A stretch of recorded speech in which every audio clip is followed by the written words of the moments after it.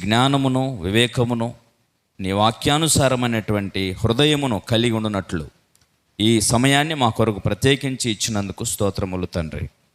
పవిత్రమైన మీ ఆలోచనలు నీ బిడ్డలు అర్థం చేసుకోగలుగునట్లు ప్రతి మాట కూడా తండ్రి అయినా నీ యొక్క ఆలోచనకు అనుకూలంగా విధేయత చూపగలిగేటట్టుగా వినగలుగునట్లు నాయన మీ ఆత్మ నడిపింపును నాకును వారికిని అనుగ్రహించమని ప్రార్థిస్తున్నాం. మీరు ప్రేమించి అనుగ్రహించిన మా జీవిత దినములను వ్యర్థమైన వాటి యందు గడపక దేవా నీ చిత్తానుసారంగా సత్క్రియలను జరిగించి నేను ఘనపరచుటకు సహాయము చేయండి. సకల విధములైన మహిమ ఘనత మీకే చెల్లిస్తూ ఈ ప్రార్థన మనువులు మా ప్రభును రక్షకుడైన యేసుక్రీస్తు నామమున ప్రార్థించి వేడుకొంచున్నాము తండ్రి, ఆమేన్. క్రీస్తునందు ప్రియమైన దేవుని పిల్లలారా, మహాదేవుని కృపచేత మనమందరము భూమి మీద జీవించదగినటువంటి విధానాన్ని దేవుడు తన గ్రంథంలో మన కొరకు రాయించి ఇచ్చాడు. మనము చాలా జాగ్రత్తగా తెలుసుకోగలిగితే దేవుడు మానవాళికి అందరికీ తండ్రి కనుక తన పిల్లలు ఏ విధంగా భూమి మీద తన ఎదుట బ్రతకాలని దేవుడు కోరుకున్నాడో ఆ జీవితాన్ని తన పిల్లలు కలిగి ఉండడం కొరకు తన ఆజ్ఞలని తన పిల్లల క్షేమం కొరకు పరిశుద్ధ గ్రంథంలో వ్రాయించి ఇచ్చాడు. మీకు అర్థమవుతుంది కదా? ఆ దేవుడు మన తండ్రి, మనం ఆయనకు పిల్లలం. మనం మాత్రమే కాదు, యావత్ ప్రపంచంలో ఉన్నటువంటి మానవులందరికీ తండ్రి ఆయనే. కాకపోతే వారి యొక్క స్వాతంత్ర్యమును పాపం చేయటానికి ఉపయోగించుకొని చెడిపోయి దేవునికి దూరంగా బ్రతకడానికి అలవాటు పడ్డారు. ఆ అలవాటును మానలేక దేవుని వెలుగునొద్దకు రావడానికి ఇష్టపడక వారికి వారే దేవునికి దూరంగా బ్రతుకుతూ దేవుడు లేని ప్రజలుగా బ్రతకడానికి ఇష్టపడుతున్నారు. వాస్తవానికి అందరికీ తండ్రి దేవుడే. కనుక ఆ తండ్రి తన పిల్లల యొక్క క్షేమము కొరకు కుటుంబంలో ఎన్నో విషయాలు చెప్తారా లేదా? అలాగే మనందరి యొక్క కుటుంబాలలో నెమ్మదిని అనుభవిస్తూ సమాధానంగా కుటుంబాలుగా చక్కగా కట్టుకొని దేవుని యొక్క ఇష్టాన్ని నెరవేర్చేవారుగా, లేక మన తండ్రి అయిన దేవుణ్ణి సంతోషపెట్టి ఆనందపెట్టి మనము ఆనందపడగలిగే విధంగా దేవుడు తన మాటలని మన కొరకు వ్రాయించి ఇచ్చాడు. వాటి విషయమై మనము చాలా జాగ్రత్తగా వినాలి. ఎందుకంటే దేవుడు మాట్లాడినటువంటి ప్రతి మాట అది అనాలోచనగా విడిచిపెట్టడానికి ఉద్దేశించబడలేదు. మనుషుల మాటలని మనం ఒకవేళ వినకపోయినా పెద్దగా నష్టం జరగకపోవచ్చేమో, కానీ మనల్ని ప్రేమించి మనల్ని పుట్టించి మనల్ని కాపాడుతూ మన కొరకు మాట్లాడినటువంటి మన తండ్రి మాటలను మాత్రం మనం ఎప్పుడు కూడా నిర్లక్ష్యం చేయకూడదు. చాలా శ్రద్ధగా వినాలి. ఎందుకంటే మనకి దేవుడు తన వాక్యాన్ని ఇచ్చాడు అని అంటే అంతకన్నా గొప్ప జనాంగం ఈ ప్రపంచంలో ఎక్కడ ఉండదు. అర్థమైందా? అందువలన మనల్ని పుట్టించినటువంటి దేవుడు తన ఆజ్ఞల్ని ఇచ్చినప్పుడు ఎంత చక్కగా తన పిల్లల కోసం వ్రాయించాడో ఒకసారి ద్వితీయోపదేశకాండం మీకు అనేక సార్లు చెప్పినట్టు దేవుడు తాను ఇచ్చినటువంటి ఆజ్ఞలన్నిటిలో 10వ అధ్యాయము ద్వితీయోపదేశకాండం 10వ అధ్యాయం 12వ వచనంలో ఇలాగా వ్రాయబడింది చూడండి. ఇశ్రాయేలు నీ దేవుడైన యెహోవాకు భయపడి ఆయన మార్గములన్నిటిలో నడుచుచు ఆయనను ప్రేమించి నీ దేవుడైన యెహోవాను నీ పూర్ణ మనస్సుతోనూ నీ పూర్ణాత్మతోనూ సేవించి ఆ మాటను జాగ్రత్తగా నోట్ చేయండి. ఏమన్నాడంటే, నీ మేలు కొరకు నేడు నేను నీకు ఆజ్ఞాపించు యెహోవా ఆజ్ఞలను కట్టడలను అనుసరించి నడుచుకొందునను మాటగాక నీ దేవుడని యెహోవా నిన్ను మరి ఏమడుగుతున్నాడు అని అన్నాడు. చూడండి, అర్థమైందా? దేవుడు నీ కొరకు వ్రాయించి ఇచ్చిన ఆజ్ఞలలో ఏముంది? ఎవరి మేలుంది? ఎవరి మేలుందండి అక్కడ? నీ మేలు కొరకు అని అన్నాడు. నీ మేలు కొరకు అంటే దేవుడు నీకు ఇచ్చినటువంటి ఆజ్ఞలన్నిటిలో ఒకనాడు ఇశ్రాయేలు కోసం చెప్పాడు, కానీ ఇశ్రాయేలీలు దేవుడు తన కొరకు ఏర్పాటు చేసుకున్న జనాంగం, ఒకనాటి జనాంగం. అర్థమైందా? అందువలన వారు మేలు అనుభవించడం కోసం దేవుడు తన ఆజ్ఞలను ఇచ్చాడు. వారు ఆ ఆజ్ఞలను అతిక్రమించినందుచేత వారు భూమి మీద నెమ్మదిగా బ్రతకలేకపోయారు. మరి నీ మేలు కోసం దేవుడు నీకు ఆజ్ఞలు ఇచ్చినప్పుడు ఏమండి, ఆయన ఆజ్ఞలను అనుసరిస్తే నీకు మేలు, ఆజ్ఞలను అనుసరించకపోతే అదే జరిగింది ఇశ్రాయేలు జీవితాల్లో. అర్థమైందా లేదా? వారి జీవితాల్లో జరిగింది అదే. వారు నష్టపోయారు. మేలు అనుభవించడానికి బదులు కీడుని అనుభవించారు. ఆయన చెప్పాడు, ఇదిగో నేను మీకు అనేకమైనటువంటి ఆజ్ఞలు ఇచ్చి ఉన్నాను, వాటిని అనుసరించి నడుచుకుంటే నీవు మేలు అనుభవించటానికి, వాటిని అతిక్రమిస్తే నీవు కీడు అనుభవించటానికి కూడా నేను సాక్షులుగా భూమి ఆకాశములను మీ ముందు పెడుతున్నాను. మేలును కీడుని, ఆశీర్వాదమును శాపమును, జీవమును మరణమును మీ ఎదుట ఉంచి ఉన్నా మీరు దేని కోరుకొని బ్రతుకుతారో దాన్ని అనుభవించండి. కానీ నీ మేలు, నీ ఆశీర్వాదం, నీ జీవం నేను నీకు ఇచ్చినటువంటి ఆజ్ఞలలోనే ఉంది. నీవు వాటిని అనుసరించి బ్రతికితే ఖచ్చితంగా దేవుని వలన నువ్వు మేలు అనుభవిస్తావు. అర్థమైందా లేదా? కాబట్టి దైవ గ్రంథం స్త్రీ పురుషులు అందరూ తెలుసుకోవలసింది ఏంటంటే అదొక పరిపూర్ణమైన గ్రంథం.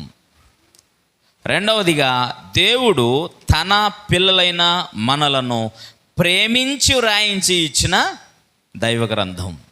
కాబట్టి ఆ గ్రంథాన్ని పరిపూర్ణంగా దైవ గ్రంథమని మనం విశ్వసించాలి.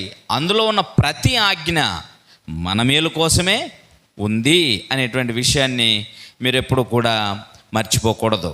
అంత మాత్రమే కాకుండా అట్టి ఆజ్ఞల్ని ఇచ్చినటువంటి దేవుడు ఇంకా వారి కోసం ఏం చెప్పాడో చూడండి. 4వ అధ్యాయము 8వ వచనం నుంచి మనము చదవగలిగితే, మరియు నేడు నేను మీకు అప్పగించుచున్న ఈ ధర్మశాస్త్రం అంతటిలోనున్న కట్టడలను నీతి విధులను గల గొప్ప జనం ఏది అని అన్నాడు. చాలు నాయనా, ఏమన్నాడు?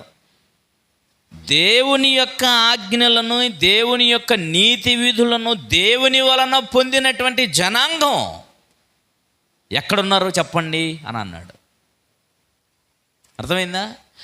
మనుషులు రాసినటువంటి ఆజ్ఞలు, మనుషులు చెప్పినటువంటి మాటలను పట్టుకొని మతం పేరుతో మారణ హోమాన్ని సృష్టించేటువంటి మనుషులున్న లోకం ఇది. అర్థమైందా? కానీ మనుషుల మేలు కొరకు ఆజ్ఞలను దేవుని వలన పొందినటువంటి జనము ఎక్కడున్నారు? ఏ మతంలోనూ ఉన్నారా? మేము దేవుని వలన ఈ ఆజ్ఞలు పొంది ఉన్నాం అని దేవుని వలన, దేవుని ద్వారా నేరుగా ఆజ్ఞలను, కట్టడాలని, శాసనాలను పొందిన జనాంగం ప్రపంచంలో ఏ జనాంగము లేదు.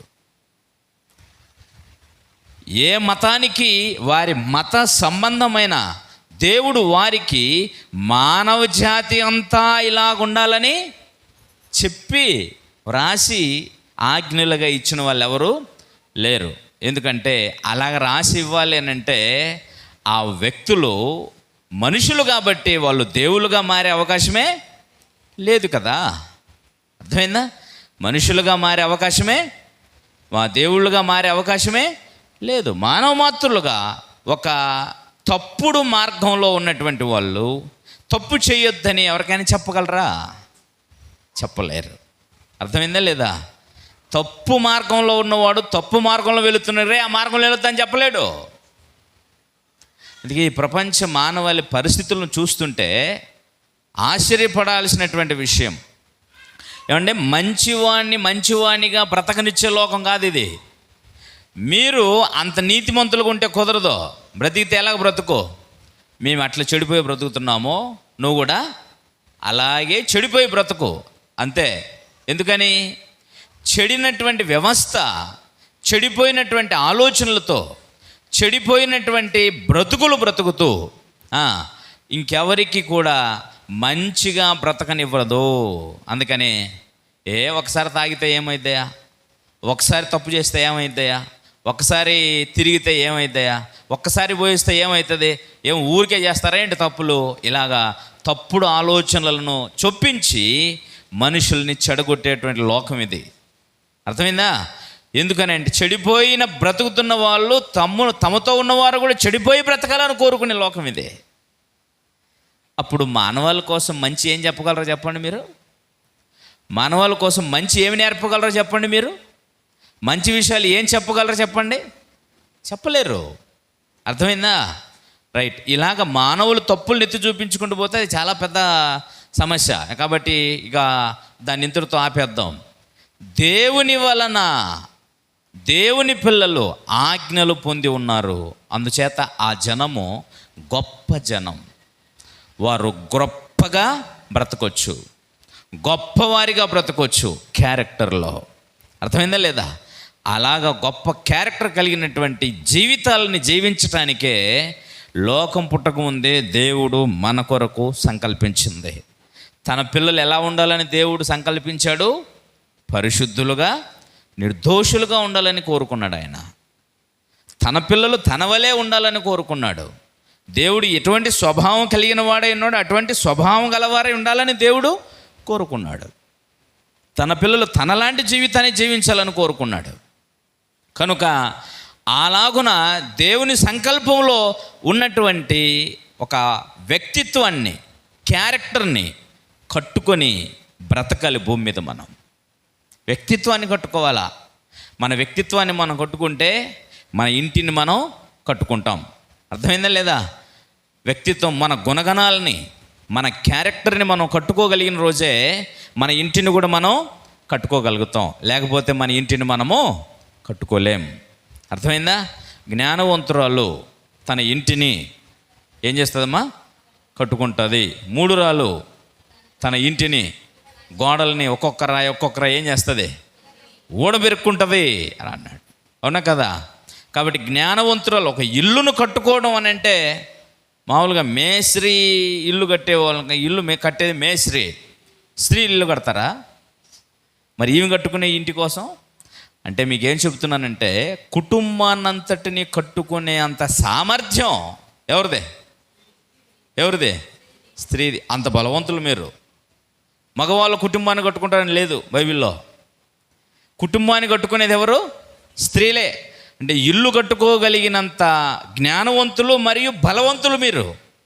మిమ్మల్ని గురించి ఎప్పుడు కూడా తక్కువ అంచనా వేసుకునే కూడదు. కానీ అలాంటి ఒక ఉన్నత స్థితికి మీరు చేరాలి అని అంటే మీలో కొన్ని ఉండకూడని లక్షణాలు కొన్ని ఉంటాయి. కాబట్టి వాటిని తీసేసుకోవాలి. అర్థమైందా? ఇల్లు కట్టేటప్పుడు మేస్త్రీ ఏం చేస్తుంటాడు తెలుసా? రాయిని ఉండకూడని విధానంలో ఉందంటే ఏం చేస్తాడు? సుత్తి పెట్టి, చానం పెట్టి, ఇంకా మీరు ఆ బేస్మెంట్ రాళ్ళని చూసారా? మేము స్టార్టింగ్లో రాళ్ళు కొట్టేవాళ్ళం.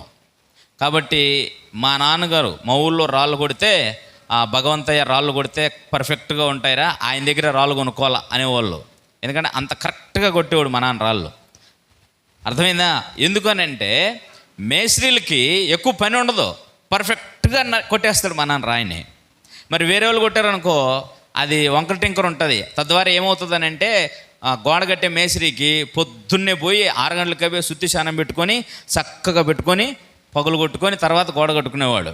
ఇప్పుడైతే ఆ రాళ్ళతో ఇల్లు కట్టేవాళ్ళు లేరు కాబట్టి, ఇటుకలతో ఇల్లు కట్టేవాళ్ళు ఉన్నారు కాబట్టి ఇప్పుడంతా మీకు దాని విలువ తెలియకపోవచ్చు. అర్థమైందా? సరే, ఈ క్రమంలో కూడా, ఇల్లు కట్టుకునేటువంటి ఈ క్రమంలో కూడా ఏం జరుగుతుంటుంది? ఇల్లు కట్టుకునేటువంటి ఈ క్రమంలో కూడా మేస్త్రి మాల్ తీసుకుంటున్నప్పుడు మాల్లో రాళ్ళు వచ్చాయనుకోండి, ఏం చేస్తారమ్మా? రాళ్ళు కూడా వేసి కట్టడా? ఏం చేస్తాడు సురేష్? రాళ్ళని తీసి అవతల పడేస్తారు కదా. మాల్ సరిగ్గా గలవకపోతే మళ్ళీ వెనక్కిచ్చి మళ్ళీ కలిపి తీసుకురా అని చెప్తాడు, అవునా కదా? మొత్తానికి దాంట్లో కల్తీ ఉండకూడదు. ఇటుకలు కడితే ఇటుకలే ఉండాలి, దాంట్లో రాళ్ళు ఉండకూడదు. అలాగా కుటుంబాన్ని కట్టుకోవాలంటే కూడా ముందు మీ వ్యక్తిత్వాన్ని మీరు కట్టుకున్నవారై ఉండాలి. అర్థమైందా? మీ వ్యక్తిత్వాన్ని అంటే మీ క్యారెక్టర్ని మీరు కట్టుకున్నవారై ఉండాలి. ఇల్లు మీరు కట్టాలి అని అంటే, అర్థమైందా, ముందు మీ ఇల్లు మీరు కట్టుకున్నవారై ఉండాలి. అర్థమైందా మీకు? మీ ఇల్లు కట్టుకోవడం తెలియని మీకు పక్కింటోళ్ళు ఇలా ఉన్నారు అలా ఉన్నారు మాట్లాడే హక్కు ఉండదు. మీకు అర్థమైందా? అలా పురుషులైనా సరే కుటుంబాలని కట్టేవారుగా ఉన్నోడే ఇంకో కుటుంబాన్ని కట్టడానికి ట్రై చేయాలా. అంటే అర్థం ఏంటి? కుటుంబం కట్టాలంటే వాడికి పిల్లలు ఉన్నారనుకోండి, పిల్లలకి పెళ్ళిళ్ళు చేసి వారి కోసం అన్ని విధాలుగా న్యాయం చేసినటువంటి తల్లిదండ్రులే ఇంకొకరి కుటుంబానికి ఏం చేయవారై ఉంటారు? సలహాలు ఇచ్చేవారుగా ఉంటారు, అవునా కదా? ఇలా పెంచండి, అలా పెంచండి, అలా చేయండి, ఇలా చేయండి అని చెప్పడానికి అవకాశం ఉంటుంది. మరి మీరే మీ కుటుంబాన్ని కట్టుకోలేదనుకో, పక్కోడికి నీ బిడ్డగా ఇట్లా చెయ్యి అని చెప్పగలరా? మీ కొడుకుని ఇలా చేయండి, అలా చేయండి, అలాంటి పిల్లలు ఇట్లాంటి పిల్లలు చూడని చెప్పగలరా? చెప్పలేరు. అదే మేము చెప్తుంది. బైబిల్ ఏం చెప్తుందంటే, ముందు నీ ఇంటిని కట్టుకో, తర్వాత కుటుంబాలని కట్టు. మీకు అర్థం అవ్వాల్సింది ఇంకా బైబిల్ ప్రకారంగా.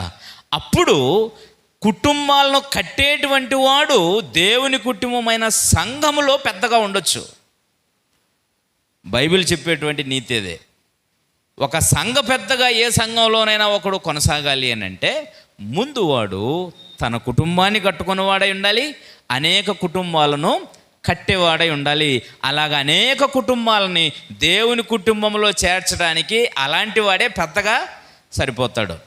అలాగే కుటుంబాన్ని కట్టుకునేటువంటి, ఇల్లును కట్టుకునేటువంటి బాధ్యత, అలాగే శక్తి సామర్థ్యాలు దేవుడు ఎవరికి ఇచ్చాడు? స్త్రీమూర్తులకి ఇచ్చాడు. కాబట్టి ఇప్పుడు ముందు మీరు ఇల్లు కట్టాలి అని అంటే మీ వ్యక్తిత్వాన్ని ముందుగా మీరు కట్టుకున్న వారై ఉండాలి. మీ క్యారెక్టర్ లోపం లేనిదైతే మీ కుటుంబాన్ని మీరు అద్భుతంగా కట్టుకుంటారు. మీరే తప్పు మార్గంలో ఉన్నారనుకోండి, మీ పిల్లలకి మంచి నేర్పగలరా? నేర్పలేరు, మాట్లాడలేరు, అంతే. ఇలాంటివి చాలా ఉన్నాయి మీకు బైబిల్లో కుటుంబాలు. అలాంటి కుటుంబాలు వాళ్ళు తప్పు మార్గంలో ఉన్నారు కనుక తమ పిల్లలు తప్పు చేసినప్పుడు వారిని గద్దించలేక పోయారు. తద్వారా కుటుంబాలే నాశనం అయిపోయాయి. అందువలన ముందు మన క్యారెక్టర్ కట్టుకుంటే మన కుటుంబాన్ని ఈజీగా కట్టుకోగలుగుతాం. మన కుటుంబాన్ని బాగా కట్టుకుంటే ఇంకా అనేక కుటుంబాలని కట్టవచ్చు.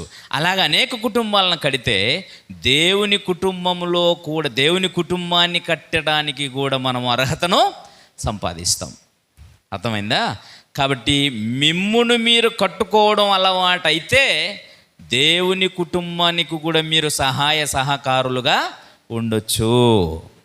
ఏం చెప్పాను అర్థమైందమ్మా? ఇదంతా ఏం చెబుతున్నానంటే, మీరు దేవుని కుటుంబానికి సహాయ సహకారాలు చేసేవారుగా ఉండాలి. దేవుని కుటుంబం అనే సంఘం కట్టబడుతున్నప్పుడు, అర్థమైందా? దేవుని కుటుంబం అంటే సంఘం.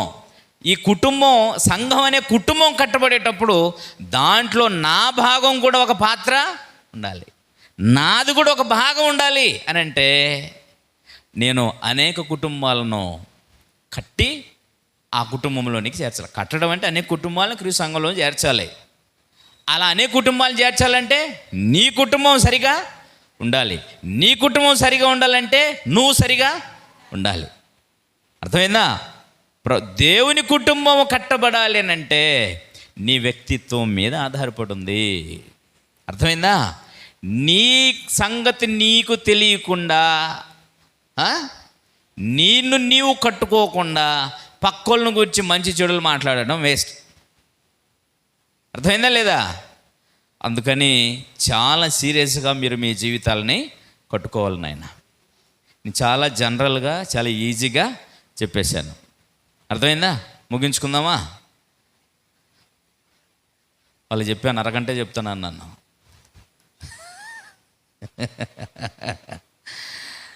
మీ కుటుంబాలు కలయిక సంఘం బాగుండాలంటే సంఘానికి వచ్చే కుటుంబాలు బాగుండాలి. కుటుంబాలు బాగుండాలంటే వ్యక్తిగతంగా ప్రతి కుటుంబం బాగుండాలి. ప్రతి కుటుంబం బాగుండాలంటే కుటుంబంలో ప్రధాన పాత్ర కుటుంబాన్ని కట్టుకునే బలము, అధికారము, బాధ్యత దేవుడు ఎవరికి ఇచ్చాడు? స్త్రీకి ఇచ్చాడు. కాబట్టి అదంతా మీ మీదే డిపెండ్ అయ్యింది. ఇంకా చక్కగా చెప్పనా మీకు అర్థమయ్యేటట్లుగా, సంఘంలో స్త్రీలు కనుక తేడాగా ఉన్నారంటే సంఘం అంతా నాశనమే. అర్థమైందా లేదా మీకు? మీరు కనుక తేడాగా ఉన్నారనుకోండి, మొత్తం సంఘం అంతా చిచ్చు పెట్టబడుతుంది. అర్థమైందా? మీరేదో అనేస్తారు, మీరేదో వింటారు, పోయి మీ భర్తలకు చెప్పేస్తారు. మీ భర్తలు పోయి ఆ భర్తలు అందరూ కలిసి కొట్టుకుంటారు. వాళ్ళు తిట్టేసుకొని చివరికి ఎక్కడ రావడం మానేస్తారు. అదే అనమాట సంగతి. అర్థమైందా? అందుకని ఫస్ట్ మీ క్యారెక్టర్ని కట్టాలి. అర్థమైందా? అందువలన ఇప్పుడు మనం ఆలోచన చేసేటువంటి పాఠం ఏంటంటే స్త్రీలో ఉండకూడని లక్షణాలు. నేను అంతకుముందు స్త్రీల సభలో మాట్లాడినప్పుడు ఒక విషయం చెప్పా, స్త్రీలలో ఉండవలసిన లక్షణాలు. విన్నారా? వచ్చారా ఆ రోజున అందరూ? స్త్రీలలో ఉండవలసిన లక్షణాలను గురించి చెప్పాను. తెలుసా? లిస్ట్ రాసి ఉన్నారా? ఉందా మీ దగ్గర? ఎప్పుడన్నా చూసారా లేదా? ఆ రోజు రాసి బుక్ మూసేశారంటే మళ్ళీ ఇంకా దాని గురించి మర్చిపోయారా? అవి మీరు సంపాదించుకోవలసినవి. మీకు అర్థం కావట్లేదు. మీరు ఖచ్చితంగా వాటిని రోజు చూడాలి. ఉండకూడని లక్షణాలు ఈరోజు మనం చూస్తున్నాం. ఉండకూడని లక్షణాలు. ఎప్పుడైనా కానీ పెద్దలు సామెత చెబుతారు, మేలెంచి కీడెంచమంటారా, కీడెంచి మేలెంచమంటారా? చెప్పండి. సామెత తెలుసా తెలియదమ్మా మీకు? అది చెప్పండి. కీడెంచి మేలెంచమంటారా, మేలెంచి కీడెంచమంటారా? మీ ఎప్పుడు మేలెంచితే కీడు విలువ తెలియదు మీకు. మేలు విలువ తెలియాలంటే ముందు ఏం ఎంచాలి?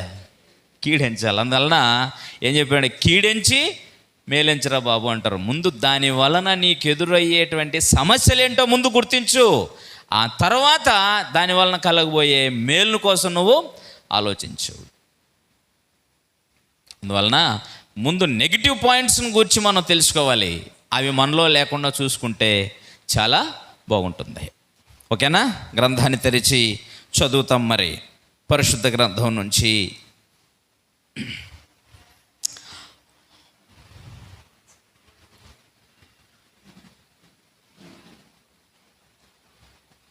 నాయన వైట్ చాక్ పీస్ తీసుకురండి నాయన.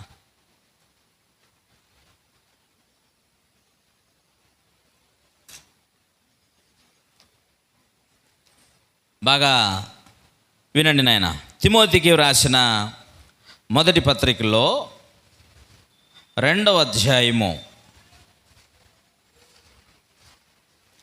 తిమోతికి వ్రాసిన మొదటి పత్రికలో 2వ అధ్యాయం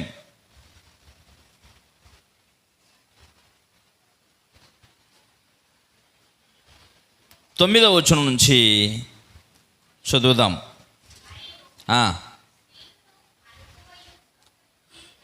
ఇక్కడ స్త్రీలును అన్నాడంటే అర్థం ఏంటి తెలుసా నాయనా? అంటే అంతకుముందు ఎవరిని కూర్చో చెప్పాడు అని. అసలు ఈ పత్రికే ఎందుకు రాయబడిందో అనే విషయం తెలుసా మీకు? ఈ పత్రికని ఎవరికి రాశారు? తిమోతి అనేటువంటి సంఘ బోధకునికి రాశారు. రాసింది ఎవరు? బోధకుల్ని, సువార్థికుల్ని తయారు చేసినటువంటి గొప్ప నాయకుడు, బోధకుడైన అపోస్తలుడు పౌలు గారు. ఆయా ప్రాంతాలలో సంఘాలను ఏర్పాటు చేశాడు. ఓకే, ఆయా ప్రాంతాలలో సంఘాలను ఏర్పాటు చేశాడు.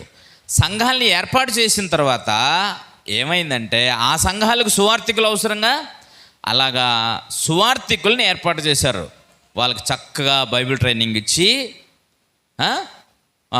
చక్కగా బోధకులను తయారు చేసి ఏర్పడినటువంటి సంఘాలకు సువార్థికులుగా పంపించారు. అలాగా సువార్థికులను పంపించేటువంటి క్రమంలో ఎఫెసు అనేటువంటి పట్టణంలో ఒక సంఘాన్ని ఏర్పాటు చేశాడు దేవుడు అపోస్తలుడైన పౌలు గారి ద్వారా. అలా పౌలు గారు ఏర్పాటు చేసినటువంటి ఆ సంఘానికి సువార్థికునిగా కొద్ది కాలము తిమోతిని ఉంచాడు పౌలు గారు. అర్థమైందా? ఆ సంఘమును గూర్చి ఆ సంఘములో జనులు ఎలాగో ప్రవర్తించాలో ఆ క్రమాన్ని గూర్చి ఈ పత్రికను రాశాడు. అర్థమైందా? సంఘములో జనుల ప్రవర్తన, అందులో పురుషులను గూర్చి చెప్పాడు, స్త్రీలను గూర్చి చెప్పాడు, భార్యలను గూర్చి చెప్పాడు, భర్తలను గూర్చి చెప్పాడు, విధవరాలను గూర్చి కూడా చెప్పాడు. అర్థమైందా? యవన పురుషులను గూర్చి చెప్పాడు. అలాగే సంఘములో మళ్ళా పెద్దలను గూర్చి చెప్పాడు. అర్థమైందా? అలాగే సంఘంలో పరిచారకులను గురించి చెప్పాడు, బోధకుని గురించి చెప్పాడు, అన్ని విషయాలు చెప్పాడు. పురుషులను గురించి కూడా చెప్పాడు. అర్థమైందా? 2వ అధ్యాయం 8వ వచనంలోనేమో పురుషులు ఎలా ఉండాలి అనే విషయాన్ని గురించి చెప్పాడు.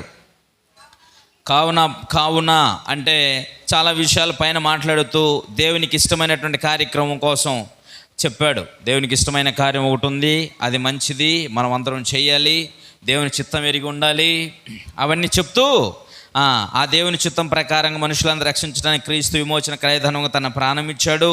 కాబట్టి ఈ సువార్తని తగిన కాలమందు దేవుడు అందరికీ అప్పగించాడు. ఈ క్రమంలో నన్ను కూడా దేవుడు నియమించాడు. ఈ విషయాలన్నీ చెబుతూ వచ్చాడు 2వ అధ్యాయం నుంచి. అలా చెబుతూ ఇలాగా నేను సత్యమే చెబుతున్నాను కాబట్టి మీ అందరూ ఒక విషయాన్ని గమనించాలి అని చెప్పాడు. ఇప్పుడు పురుషులకు చెప్పాడు ఏమని? కావున పురుషులు ప్రతి స్థలమందును పురుషులు కోపమును సంశయమును లేనివారై పవిత్రమైన చేతులెత్తి ప్రార్థన చేయవలెను. ఎవరి కోసం చెప్పాడు? ముందు పురుషుల కోసం చెప్పాడు. ఎవరు చేతులెత్తి ప్రార్థన చేయాలి? ఏడా? పవిత్రమైన చేతులెత్తి ప్రతి స్థలంలో ఎక్కడ ప్రార్థన చేసినా కూడా పురుషులు పవిత్రమైన చేతులెత్తి ప్రార్థన చేయాలి. ఈ మధ్యకాలంలో స్త్రీలు కూడా చేతులెత్తి ప్రార్థన చేసే వాళ్ళు ఎక్కువైపోయారు. చూసారా? వాళ్ళు కూడా చేతులెత్తి ప్రార్థన చేస్తున్నారు. ఆ అధికారం దేవుడు వాళ్ళకి ఇవ్వలేదు. మళ్ళీ వివక్ష అనకూడదు. మీరు బాగుండాలి అని అంటే మిమ్మల్ని చేసినటువంటి దేవుడు ఏ నియమం పెట్టాడో ఆ నియమం ప్రకారంగా మనం ఉండాలి. కుటుంబంలో భార్య పని భార్యే చేయాలి, ఏనాయనా భర్త పని భర్తే చేయాలి. భార్య పని భర్త చేసాడు అనుకో, బాగుంటుందా? అది అవమానం. ఇశ్రాయేలీలు ఒకప్పుడు అలాగే చేశారు పిచ్చి పనులు. ఏం చేశారంటే ఆకాశరాణి దేవత యెహోవా దేవుని విడిచిపెట్టి ఆకాశరాణి దేవతకి పూజ చేయడం మొదలెట్టారట. ఎవరు? యూదా ప్రజలు, ఇశ్రాయేల్ ప్రజలు. అలాగైపోతే అప్పుడు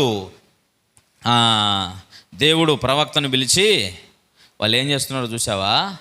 ఆకాశరాణి దేవత కోసం వాళ్ళు వారి పిల్లలు కట్టెలేరుతున్నారు. వాళ్ళ పిల్లలు ఏం చేస్తున్నారు? కట్టెలేరుతున్నారు. ఆ తర్వాత వారి భార్యలు ఆకాశరాణి దేవత కోసం రొట్టెలు చేయడానికి పిండి పిసుకుతున్నారు. భర్తలు ఏం చేస్తున్నారో తెలుసా? పొయ్యిని వెలిగిస్తున్నారట. ఏం చేస్తున్నారట? బాగుందా? అప్పుడు దేవుడు అన్నాడు, హే మీరు నన్ను అవమానిస్తారు అనుకుంటున్నారా? మిమ్మల్ని మీరే అవమానించుకుంటున్నారా అని అన్నాడు ఆయన అక్కడ. అర్థమైందా? ఎందుకని పొయ్యి వెలిగించే పని ఎవరిదమ్మా? పురుషులు వెలిగిస్తున్నారంట. ఎంత భక్తో చూడండి. అర్థమైందా? అంటే ఏంటి? ఎవరు చేసే పని వాళ్ళు చెయ్యాలి.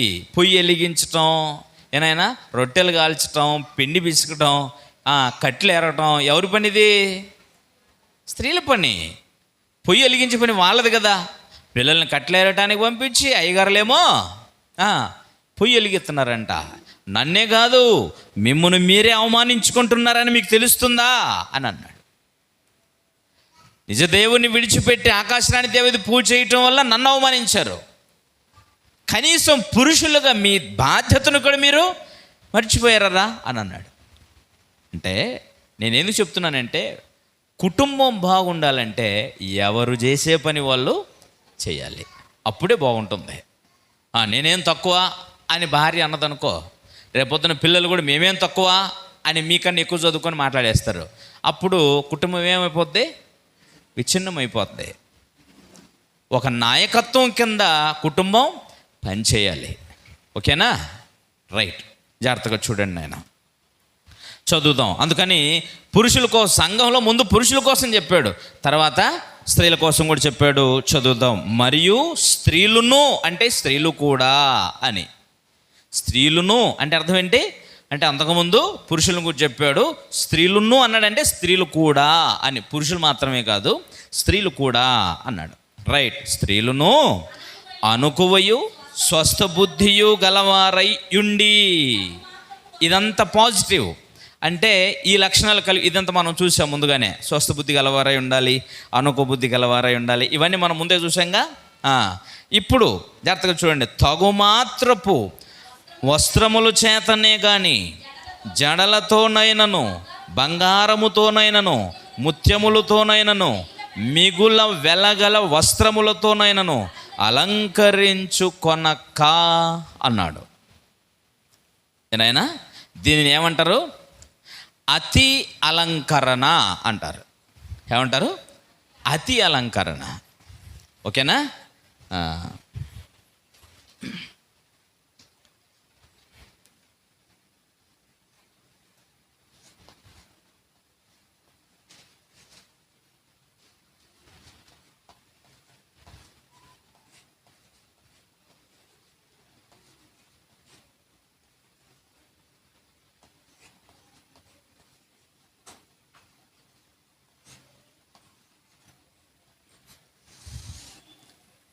స్త్రీలలో ఉండకూడని లక్షణాలు. ముందు ఏమన్నాడు నాయన? అతి అలంకరణ.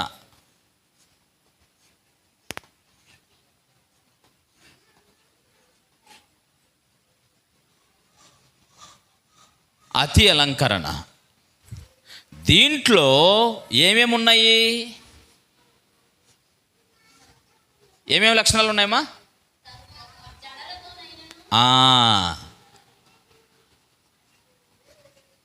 జడలు, ఇంకా బంగారము, ముత్యములు,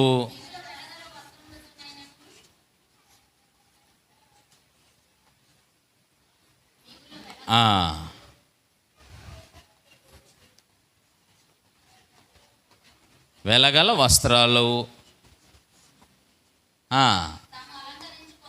ఇది ఉండకూడని అలంకరణ, అతి అలంకరణ.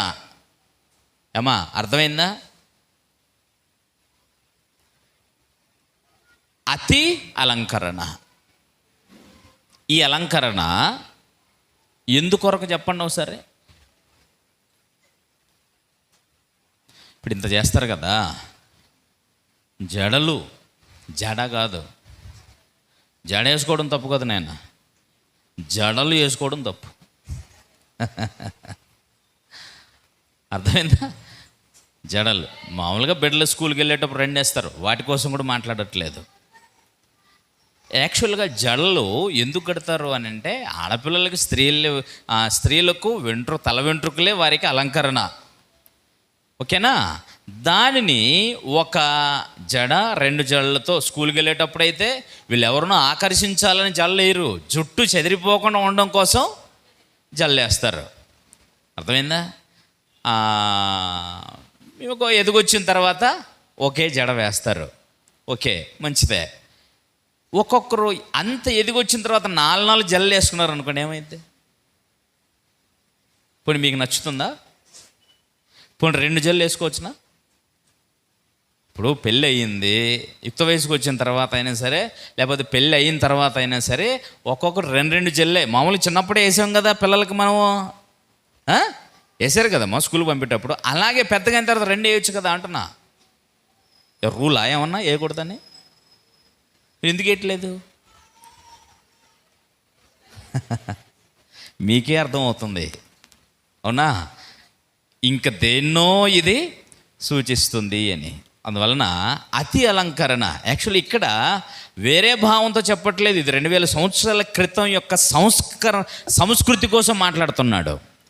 ఏ పట్టణములో అయితే వీళ్ళు ఉన్నారో ఆ పట్టణములో అతిగా జల్లు వేసుకోవడం అనేది మన దేశానికి సంబంధించిన విషయం మాట్లాడట్లేదు. ఆ సంఘం ఉన్నటువంటి ప్రాంతంలో, యాక్చువల్గా ఆసియాలో ఉన్నటువంటి అన్ని ప్రాంతాలలో, ఆసియా అంటే ఈ ఆసియా కాదు, ఆసియా రాష్ట్రం యూదయ దేశానికి ఆనుకొని ఉంది. ఆసియా అనేటువంటి రాష్ట్రం. ప్రకటనలో 7 సంఘాలు ఉంటాయి. ఆసియాలో 7 సంఘాలు. 7 సంఘాలు అని అంటే ఆసియా అనగానే మన ఆసియా ఖండం అనకూడదు. ఆసియా అనేది ఒక రాష్ట్రం, గలతీ అనేది ఒక రాష్ట్రం, అకయ అనేది ఒక రాష్ట్రం, మాసిదోనియా అనేది ఒక రాష్ట్రం. ఇలాగ ఉన్నాయి అక్కడ. అది తెలియక ఆసియా అంటే ఆసియాలో వాక్యం చెప్పకూడదని పరిశుద్ధాత్మ చేత పౌలు అడ్డగించబడ్డాడు అనగానే ఆసియా ఖండంలో వాక్యం చెప్పకూడదు, మా వాళ్ళు మేధావులు ఉన్నారని చెప్పాడు ఎవడో. ఆసియా ఖండంలో మేధావులు ఉన్నారట. ఇలాగా కాని మాటలు. ఆసియా ఖండం అంటే మన భారతదేశమే రాదు, చాలా ఉంటాయి. ఓకేనా? రైట్ నాయన. వాటన్నిటిని మనం ఇప్పుడు ఆలోచించట్లేదు. ఆ ప్రాంతంలో అతి అలంకరణ వేషలకు గుర్తు. ఇది 2000 సంవత్సరాల క్రిందటి మాట, ఇప్పటిది కాదు. ఇప్పటికీ కూడా సహజంగానే ఎక్కువగా జల్లు వేసుకోవడం ఎవరికి ఇష్టం ఉండదు. ఒకవేళ చాలామంది ఈ మధ్య కాలంలో అతిగా జల్లు వేసేటువంటి కార్యక్రమాలు కొన్ని ఉన్నాయి. కొన్ని కార్యక్రమాలు చేస్తుంటారు, వయసు పిల్లలకి చేస్తూ ఉంటారు. సో అలా చేయటం వలన ఏమైపోతుంది, మీకు అతి అలంకరణ కొరకు డబ్బు ఖర్చు అవుతుంది, తర్వాత టైం కూడా ఎక్కువ ఖర్చు చేసుకుంటారు. దాని ద్వారా ఏంటి ఉపయోగం మీకు? ఏనాయనా, అలంకరణ ఎందుకోసం చెప్పండి, చెప్పండి, ఏం తప్పులేదు. అలంకరణ ఎందుకోసమో?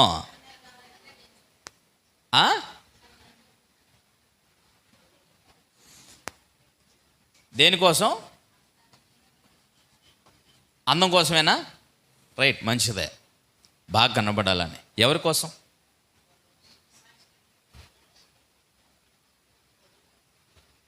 ఇప్పుడు మీరు అందంగా కనబడ్డారు అనుకోండి,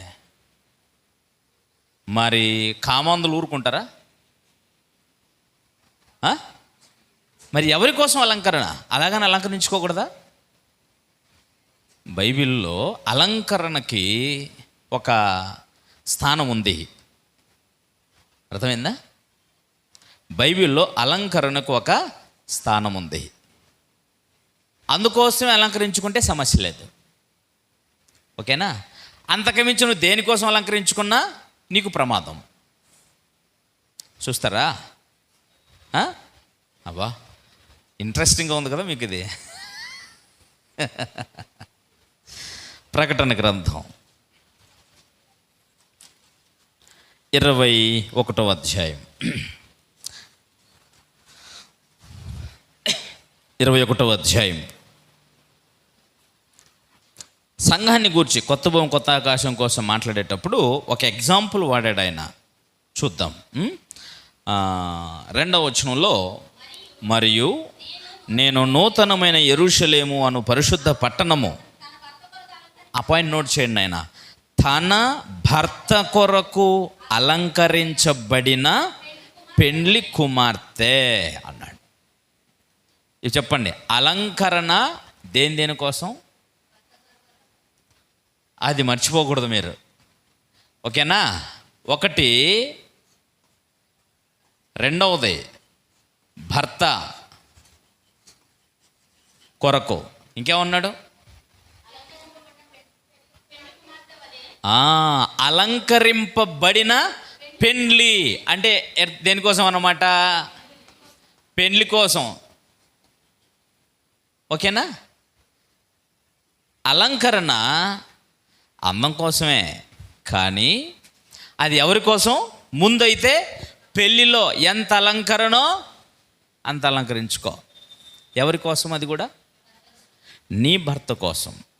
ఇప్పుడు భార్యలుగా ఇంట్లో నీ భర్త నీవు ఎలా ఉండాలని కోరుకుంటే ఆ విధంగా ఉండు. అలాగ అలంకరించబడు. ఎవరి కొరకు నీ అలంకరణ? భర్త కొరకు. నీ అలంకరణ ఎంత అలంకరించి నిన్ను చూడాలనుకుంటాడో మీ భర్తలు, మీ భర్తల కోసం మీరు ఎంత అలంకరించుకుంటారో అంత అలంకరించుకోండి. మీకే లేనిపోని వెళ్ళి అడగమని కాదు. ఇప్పుడు మరి అతి అలంకరణకి వెళ్ళారనికి ఇవన్నీ తీసుకొచ్చామంటే ఏడబోతాడు ఆయన. నీకు చెవులు పట్టీలు కావాలంటావు, నెక్లెస్ కావాలంటావు, పైనుంచి కింద వరకు పాపిడి బిల్లు అంటావు, ఇవంటావు, ఏమో తీసుకొచ్చేసి పెట్టాడు. లేనోడు ఏమన్నా తీసుకొచ్చి ఇస్తాడు. అందుకని నీవు నీ భర్త ఒక శరీరం. నీ భర్తను గురించి ఆలోచించాల్సిన బాధ్యత నీకుంది, నిన్ను గురించి ఆలోచించాల్సిన బాధ్యత నీ భర్తకు కూడా ఉంది. అందువలన మీరు ఖచ్చితంగా తెలుసుకోవాల్సింది ఏంటంటే, మీ అందం అలంకరణ టోటల్గా ఎవరి కొరకు? నీ భర్త కొరకే. పెళ్ళిలో కూడా నీ భర్త కోసమే, పెళ్లి కుమారుని కోసమే, అందరి కోసం కాదు. ఓకేనా? కాబట్టి రెండు సందర్భాలలో స్త్రీ యొక్క అలంకరణ బైబిల్లో చూపబడింది. అర్థమైంది నాయనా? కాబట్టి ఇప్పుడు స్త్రీలు అనగానే పెళ్ళైన వారు జాబితాలోకి వస్తారు. అర్థమైందా లేదా మీకు? స్త్రీలు అంటే ఎవరని అంటారు? పెళ్ళై కుటుంబాలు కలిగిన వారి కోసం. మీరు ఇప్పుడు జడలు అల్లుకోవడం, బంగారమో ముత్యమో మిగులు వెలగల వస్త్రాలు వీటి మీద కాన్సన్ట్రేట్ చేశారనుకో, మీ కుటుంబం బాధ్యతలు ఇవన్నీ ఏమైపోతాయి? అందుకని అసలు మిమ్మల్ని అప్పుడప్పుడు మీ భర్తలు ఫంక్షన్కి తీసుకెళ్ళాలంటే అలా తలప్రాణం తోక్కొస్తుంది.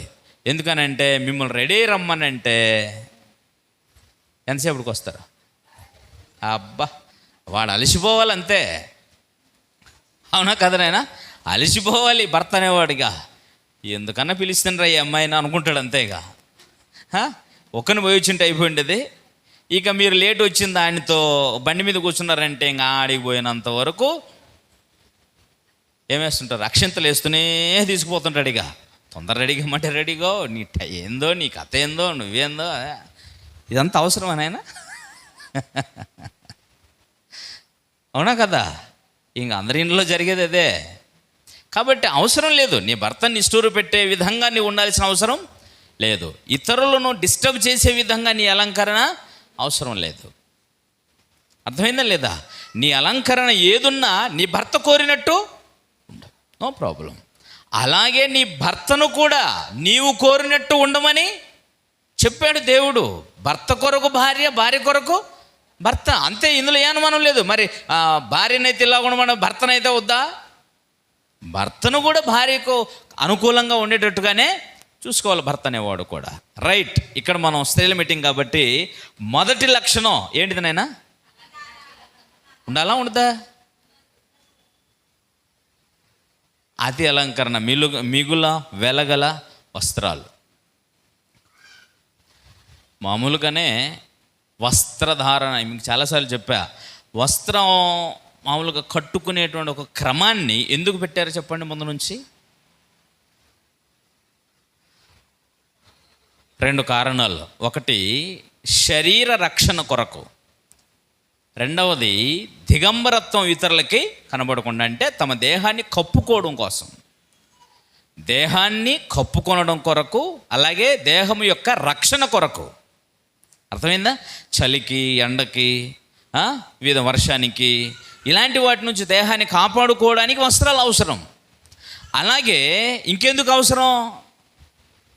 మన కప్పుకోవాలి. ఇతరులు మన దేహాన్ని ఎవరు చూడకూడదు. భర్తలు తప్ప మీ దేహాలను ఎవరు చూడకూడదు, దేవుని వాక్యం ప్రకారంగా. అది ఓకేనా? రైట్, మంచిది. అయితే ఈ విధంగా ఈ ఉద్దేశం చేత వస్త్రాలు మానవుల కోసం ఉద్దేశించబడ్డాయి. ఓకేనా? తాము దిగంబరులమని ఆదాము హవ్వలు తెలుసుకున్న తర్వాత దేవుడు ఏం చేశాడు? ఒక మంచి అందమైనటువంటి వస్త్రాలు తీసుకొచ్చి ఇచ్చాడా? ఏమిచ్చాడు మరి? ఎందుకంటే వారికి అర్థమైంది ఏమని? దిగంబరత్వం.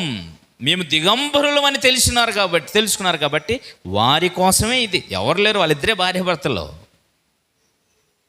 నిజంగా అండి, చాలా పిల్లల్లో కూడా ఎంత మెచ్యూర్డ్ అంటే, దానికి 3 సంవత్సరాలు స్కూల్లో చేర్చుకోమంటే కూడా చేర్చుకోలేదు మా మనవరాలని.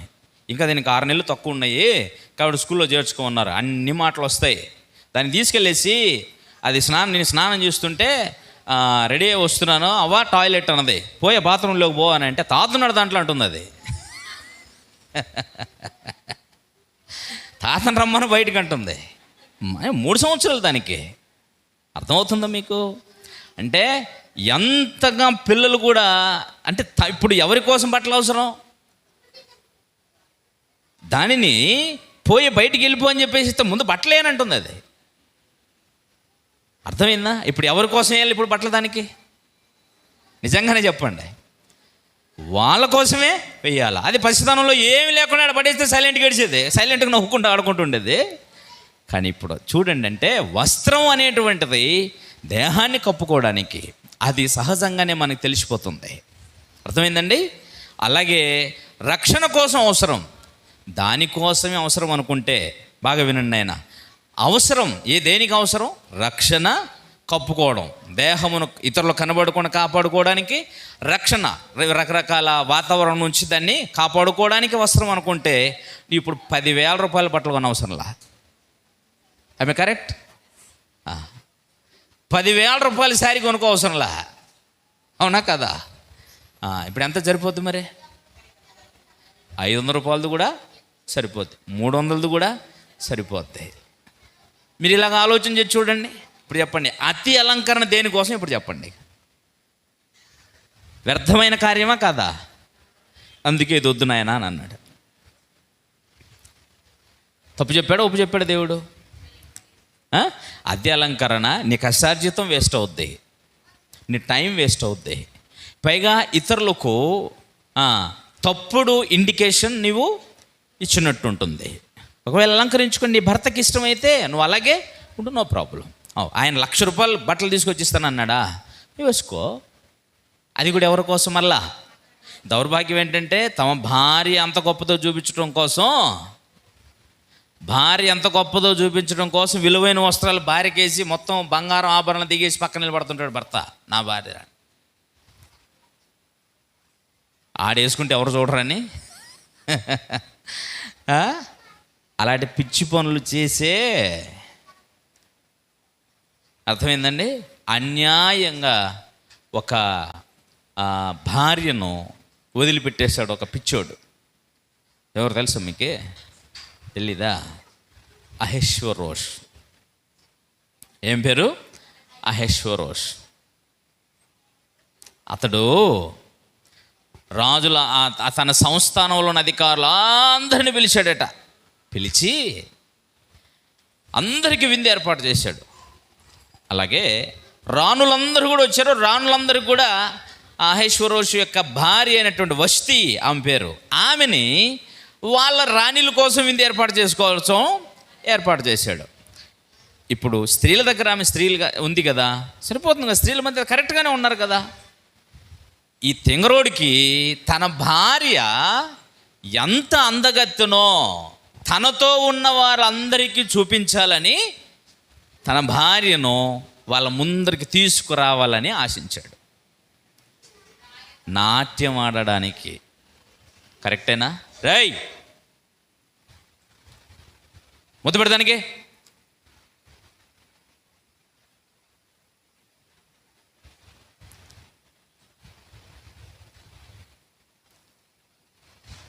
అర్థమైందా? అంత అవసరమా?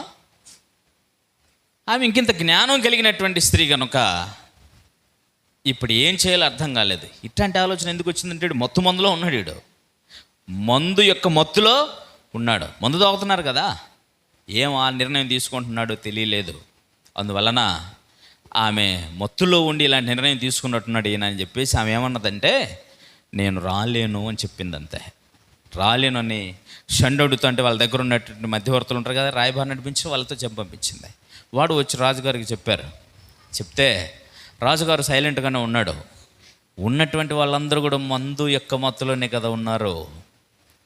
రాజా, నీవు ఒక శాసనం చేయాలి. ఏంటో తెలుసా? నీ భార్య ఇప్పుడు నీ మాట వినలేదు, మా భార్యలందరూ ఇప్పుడు ఆమె దగ్గర ఉన్నారు. ఈ విషయం అంతా వాళ్ళకి తెలిస్తే రాణులందరూ కూడా మా ఇంట్లోకి వెళ్ళిన తర్వాత ఇలాగే పెత్తనం చేస్తారు కనుక ఇప్పుడు అర్జెంటుగా ఓ శాసనం చేయాలి అని అన్నాడు. ఏం లేదు, వస్తీ గారు నీకు భారీగా ఉండడానికి పనికి రాదు అని శాసనం చేయమన్నారు. అంతే, గదింత దానికే శాసనం చేసేసి ఎస్తేరుని ఎన్నుకున్నాడు. అర్థమైందా మీకు? దీనికి అంతటి కారణం ఏంటి? పనికి మాలినటువంటి ఆలోచన. తన భార్య యొక్క అందాన్ని ఎవడికో చూపించాలని ఆలోచన, ఈ తెంగరోడు ఆలోచన కదా, ఇది పనికి మాలిన ఆలోచన కదా. కానీ ఆమె కూడా వచ్చేసి మరి రాణిగా అటు వాతావరణంలో పెరిగినప్పుడు, రాజరిక వ్యవస్థలో పెరిగినప్పుడు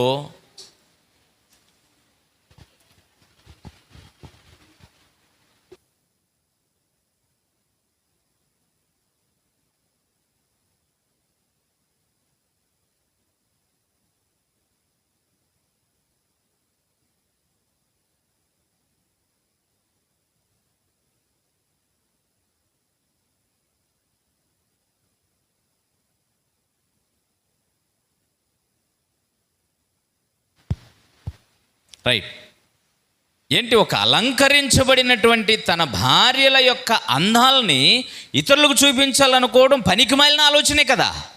నిజమా కదమ్మా? అందుకని ఇలాంటి వాళ్ళు కూడా ఉంటారు. ఓకేనా?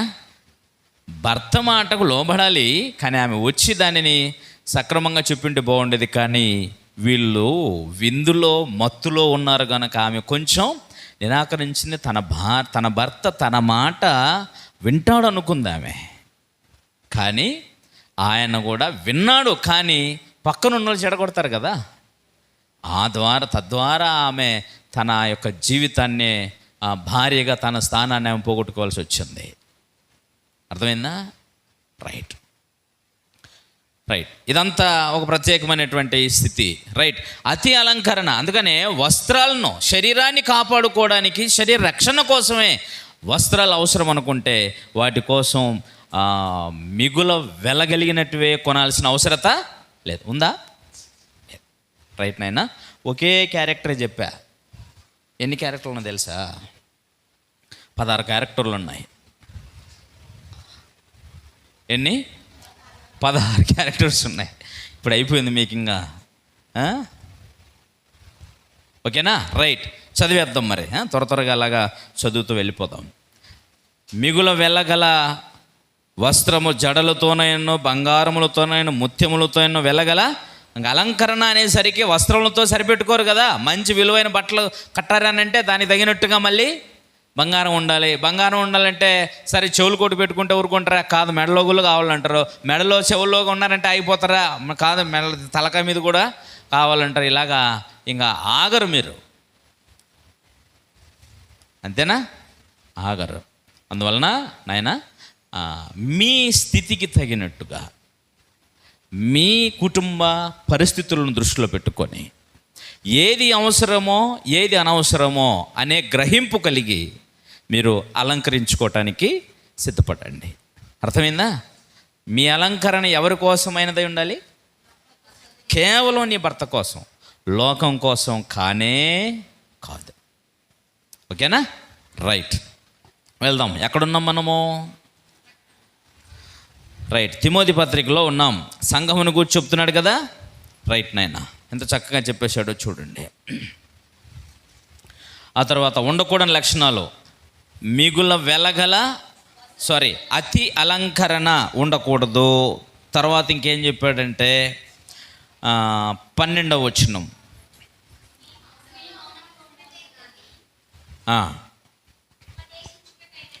ఏనాయనా ఇవన్నీ అలంకరణ అనే విషయానికి వచ్చేసరికి ఇక్కడ మీకు దాదాపుగా ఇవన్నీ వచ్చేసి ఒక్క దాంట్లో ఇవన్నీ ఉన్నాయి. 4 లక్షణాలు ఉన్నాయి.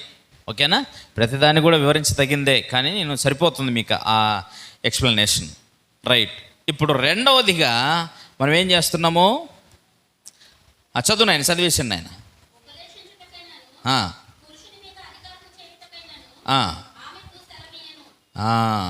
ఏం చేయకూడదంట నాయన? ఉపదేశించాలి అని కూడా ఇంకో చోటు ఉంటుంది. సరే, అది నేను తర్వాత చూపిస్తాను మీకు. రైట్. ఏం చేయకూడదు? రైట్ నాయన.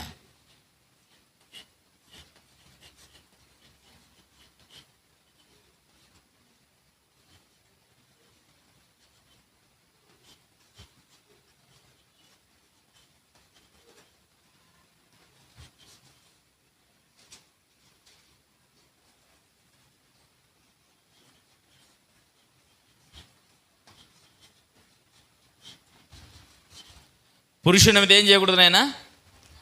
అధికారం చేయకూడదు. తమ భర్తల మీద వాళ్ళు ఏం చేయకూడదు? అధికారం చేయకూడదు.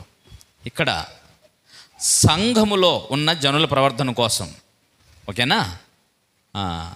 ఇప్పుడు ఇంట్లో నీ భర్త మీదనే అధికారం చేయకూడదు అని దేవుడు చెప్పినప్పుడు సంఘంలో ఇతరుల పురుషుల మీద పెత్తనం చేయొచ్చునా?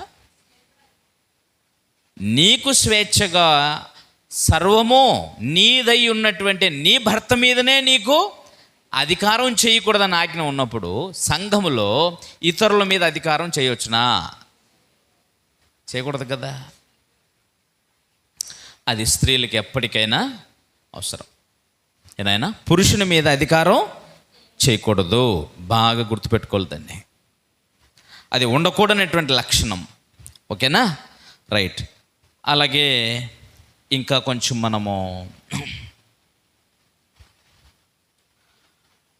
3వ అధ్యాయానికి రండి. 3వ అధ్యాయంలో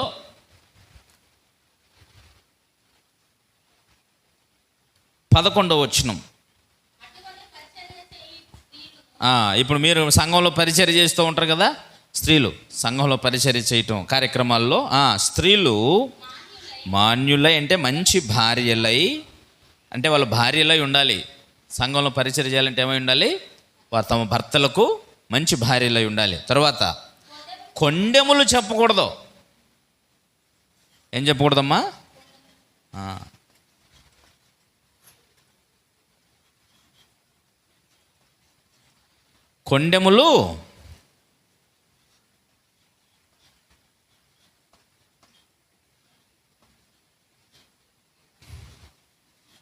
కొండెములు చెప్పకూడదు.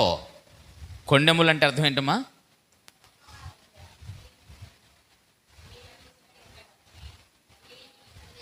ఇప్పుడు అది మీకు అర్థమైతేనే ఇంకొకరితో మీరు ఎట్లా ఉండాలో తెలుస్తుంది. అది నా బాధ. మీకు అర్థం కాకుండా నేను ఊరికే చదివి చెప్పేసాను అనుకోండి, అవునా కదా? కొండెములు అంటే మన ఇంటి పిల్లరా, వాడికి ఏమో ఏం చూడు, రేయ్ అటు జరుగు. రైట్. కొండెములు అంటే వీళ్ళ మీద వాళ్ళకి ఇలాగా లేనిపోని వెళ్ళ చెప్పకూడదు. కొండెములు చెప్పటం వలన కొంపలు కూలిపోతాయి. కట్టగలవా? నీ కొంప నువ్వు కట్టుకోవడానికే చేత కాదు, పక్కోడు కొంపలు ఎప్పుడు కూల్చి కట్టేది. ఎప్పుడు కూల్చడం ఈజీమా, కట్టడం చాలా కష్టం. కూల్చడం సులువు, కట్టడం కష్టం, చాలా కష్టం. కాబట్టి ఖచ్చితంగా కొండెములు చెప్పకూడదు. ఎవరి మీద ఎవరికి కొండెములు చెప్పకూడదు. దానివల్ల ప్రయోజనం ఏంటో, దానివల్ల మేలేంటో నష్టం ఏంటో కూడా మీరు గ్రహించిన వారై ఉండాలి. నష్టం మామూలుగా కొండెముల వల్ల మేలు జరుగుతుందా, కీడు జరుగుతుందా? ఏమా? మా ఇంటి దగ్గర ఒక ఆమె ఉంది. పోయి ఫోన్ చేసి మంచి ఇచ్చుకొచ్చే వాళ్ళకే ఫోన్ చేసి, ఇదిగో నీ కొడుకు ఇలాగా పాల్ పాస్టర్కి కొడుకు లేని లోటు తీరుస్తున్నాడు, ఆయన చెప్పిందల్లా వాళ్ళ ఇంటి దగ్గర ఉన్నాడు సేవ చేసేస్తున్నాడు, అలాగే నీ కోడలు కూడా మహా గర్విష్టి అని చెప్పేసి వాళ్ళ అత్తగారికి చెప్పేసింది. ఫోన్ చేసి మరి నంబర్ ఎత్తుక్కొని, ఎంత ఘనకార్యం కదా, చెప్పేసింది. అది జరిగి దాదాపుగా 2-3 నెలలు అయినట్టుంది. ఉన్నట్టుండి ఆమె తన కొడుక్కి కోడలికి ఇద్దరు కలిసి మళ్ళీ చెప్పేసి ఇంట్లో కూర్చోబెట్టుకొని, ఇట్లా అనిందిరా ఆ పక్కింటామే, చర్చి పక్కింటామే అని అన్నది. మీ బంధువులే, ఇవి స్వప్నకు బంధువులలో చెప్పేసింది. ఈ పిల్లలు ఏం చేశారంటే భార్య భర్తలు ఇంటికి వెళ్ళిపోయి ఆ భర్త ఉండగా, అంకుల్ ఇప్పుడు మా అత్తకు నా మీద మా అత్తకి మేమేమో చెప్పేసింది, ఇప్పుడు మా అత్త నన్ను ఇంటికి రావద్దన్నది, కాబట్టి నేను ఇప్పుడు మీ ఇంట్లోనే ఉంటాను అన్నది. బాగుందా? ఏమ్మా ఏం జరిగిందని అంటే, మొత్తం ఇట చెప్పింది అట చెప్పింది అంతా ఇట్లా చెప్పేసిందట అని అంటే, సరే ఏమే ఒప్పుకుంటుందా? తప్పు చేసినప్పుడు ఒప్పుకుంటారా? అంత చేసిన తర్వాత ఒప్పుకుంటుంది? ఇంటికి వచ్చారంటే వీళ్ళు చెప్పడానికి. ఇక ఇంటికి వచ్చిన తర్వాత మొత్తం చెప్పేస్తే, నేను అట్టెందుకంటే అటేం చెప్తా, అసలు నాకు సంబంధమే లేదని చెప్పేసింది. నేరుగా ఆమె ఫోన్ కలిపి ఫోన్ మాట్లాడిచ్చేసింది. అంతే, దుమ్ము లేపాడు పిల్లల ముందే. అవసరమా నాయనా? ఇప్పుడు అది అవసరమా? చిన్నపిల్లల ముందు నేరుగా ఇప్పుడు అవకాశం దొరికింది, వీళ్ళు ఊరుకుంటారా? నీ భార్య నువ్వు అనుకున్నంత మంచిదేం కాదు, ఎప్పుడు అబద్ధాలే మంది మీద పడి ఏడుస్తుంటారని చెప్పేసి వచ్చారు. అర్థమైందా మీకు? ఈ అవసరమనైనా వ్యర్థంగా 2 నెలల కిందట చేసిన పాపం 2 నెలల తర్వాత ఏమైంది? పండింది, వీపు పగిలిపోయింది. ఇది అవసరం లేదు అంటున్నాను నేను. కొండెములు చెప్పుట అనేటువంటిది ఇప్పుడు నీకు బాగా ఆనందాన్ని కలిగిస్తావేమో, కానీ తర్వాత అది నీ మెడకే చుట్టుకుంటుంది. కాబట్టి నీకేమొద్దు? కొండెములు వద్దు. ఎవరిని గూర్చి చెడు అభిప్రాయం నీకొద్దు. ఒకవేళ చెడు చేసినట్టు నీకు కనబడినా నువ్వేం చేయి? ఏం చేయాలి? కూర్చోబెట్టి మంచి ఉపదేశం చేయి. నాయనా ఇది తప్పురా తల్లి, ఇది తప్పురా తల్లి, ఇది తప్పు నాయనా అని చెప్పేసి నీ చేతనైనంతగా వాళ్ళకి ఏం చెప్తావో చెప్పు. అర్థమైందా లేదా? మంచి చెప్పడం ట్రై చేయి. నీ కళ్ళ ముందు పాపం కనబడితే గద్దించుకొని ఉండడం కూడా తప్పే కదా. కాబట్టి కూర్చోబెట్టు, ఎవరికి చెప్పున్నాయన ఇదంతా, కానీ నీ జీవితాన్ని జాగ్రత్తగా కాపాడుకో తల్లి. ఇలా చేసుకోవద్దు నాయనా, రే కుమారుడా ఇలా చేయకురా, నీ జీవితం నాశనం అయిపోతుంది, ఇంతటితో వదిలేసి అని నువ్వు ఎలాగా వాడికి అర్థమయ్యేటట్టు చెప్తావు అలా చెప్పు. వాడి మీద వాడు ఇట్టంటోడు అట్టంటోడు అని చెప్పుకుంటూ కొండెములు చెప్పుకుంటూ పోవడం అవసరమా?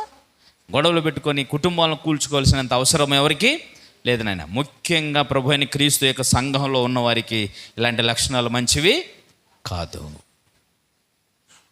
అర్థమైందా? రైట్ నాయన, చదువుతాం. 3వ అధ్యాయంలో ఉన్నాం మనం. రైట్, 2 లక్షణం అయిపోయింది. ఎన్ని లక్షణాలు అయిపోయినాయన ఇప్పుడు? 3. ఓకేనా? రైట్, అలాగా కిందికి వెళ్ళి ఇంకా చూద్దామా?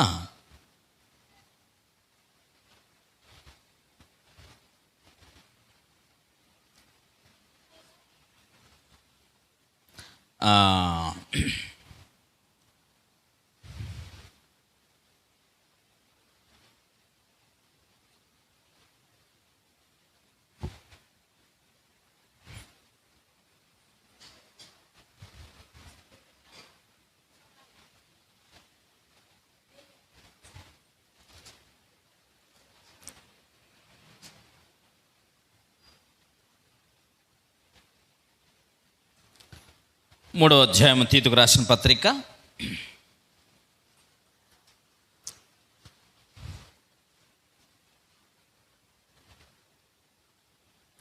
3వ అధ్యాయము. ఉండవలసిన వాటి కోసం మాట్లాడుతున్నాడు, ఉండకూడని వాటి కోసం కూడా ఇక్కడ చెప్పాడు. చూడండి ఆయన 2వ అధ్యాయం 3వ వచనం. నాయన తీతుకు రాసిన పత్రిక 2వ అధ్యాయము 3వ వచనం. మీకు యవన దశ నుంచే, బాల్య దశ నుంచే మంచి లక్షణాలు ఉన్నాయనుకోండి, యవన దశలో కూడా పెళ్ళిళ్ళైన తర్వాత కుటుంబాలు కట్టబడిన తర్వాత కూడా మంచి లక్షణాలు ఉంటాయి. అక్కడ మంచి లక్షణాలు, వృద్ధులైన తర్వాత కూడా మంచి లక్షణాలు ఉంటాయి. బైబిల్ ఏముంటుందంటే, బాలురుగా ఉన్నప్పుడే వారు నడవవలసిన త్రోవను వారికి నేర్పండి, వృద్ధుడైన తర్వాత కూడా దాని నుంచి వాళ్ళు ఒకటి. దీనికి పునాది ఆడ పడిపోవాలా? బాల్య దశలోనే పడిపోవాలా. మంచి పునాది అప్పుడు వేసారు అనుకోండి, వృద్ధాప్యం వచ్చే వరకు కూడా గొప్పగా బ్రతుకుతారు. అర్థమైంది కదా?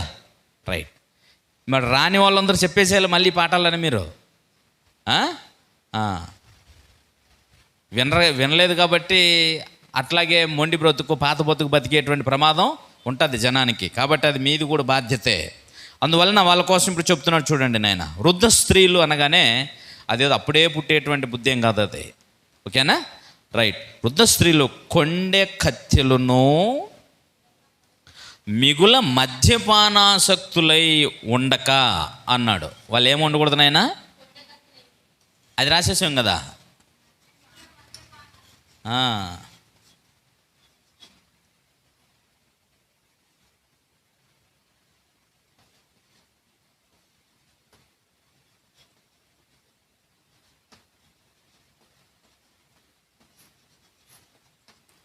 అంటే వీళ్ళు ఏముండకూడదు, వీళ్ళు ఏమై ఉండకూడదు?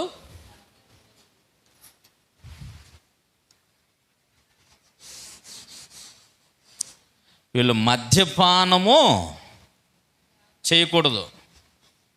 అర్థమైందా? ఏమై ఉండకూడదు?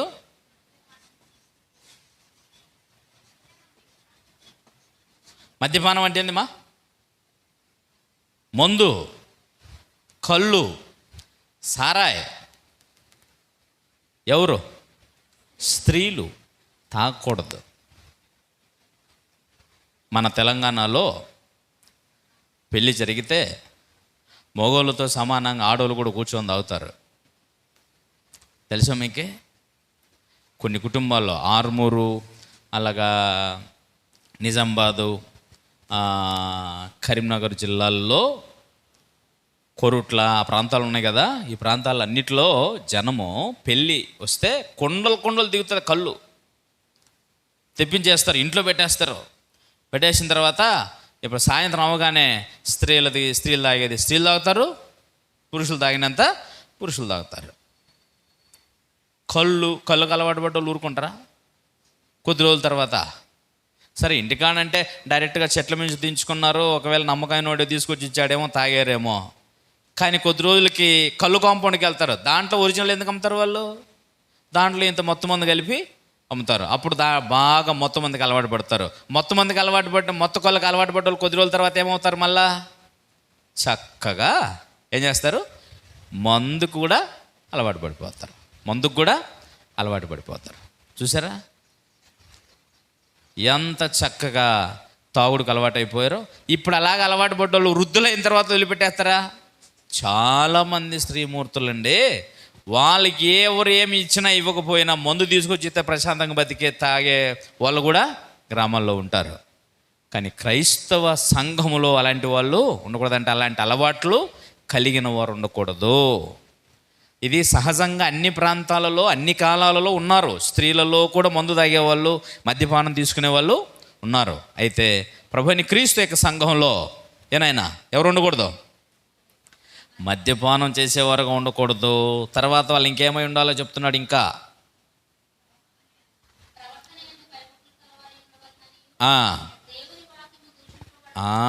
వాళ్ళు తీసుకోవాల్సిన జాగ్రత్త ఇంకోటి ఉందట.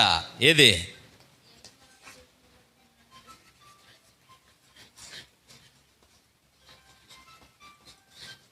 దేవుని వాక్యము దూషింపబడకుండా చూసుకోవాలి.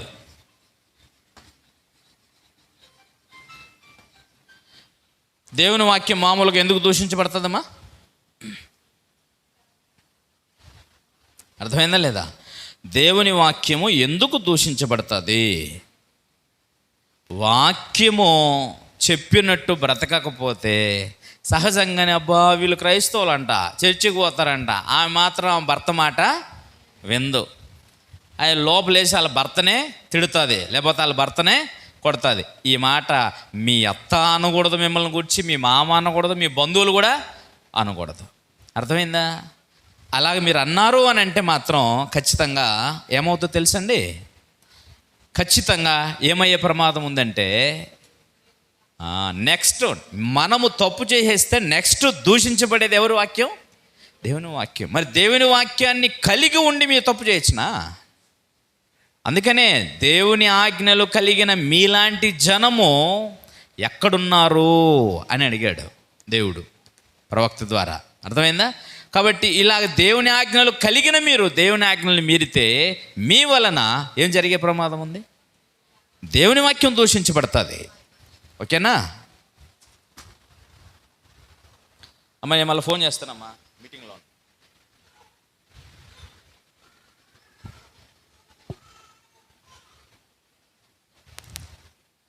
అర్థమైందండి? జాగ్రత్తగా చూడండి. కనుక దేవుని వాక్యం దూషించబడకుండా చూసుకోవాలి. అర్థమైంది కదా? రైట్. ఇంకా చూద్దాం. తిమోతికి రాసిన మొదటి పత్రికలో 1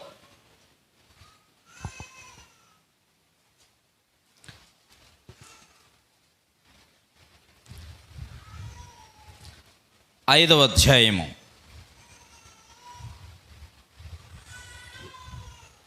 6వ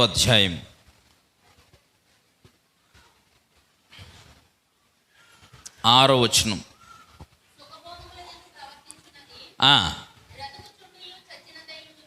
ఎందుకు సుఖభోగంలో ప్రవర్తించాలని, ప్రవర్తించకూడదనా?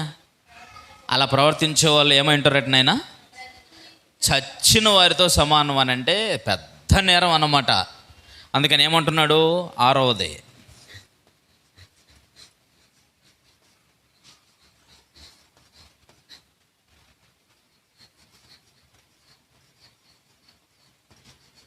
సుఖభోగముల యందు ప్రవర్తించకూడదు.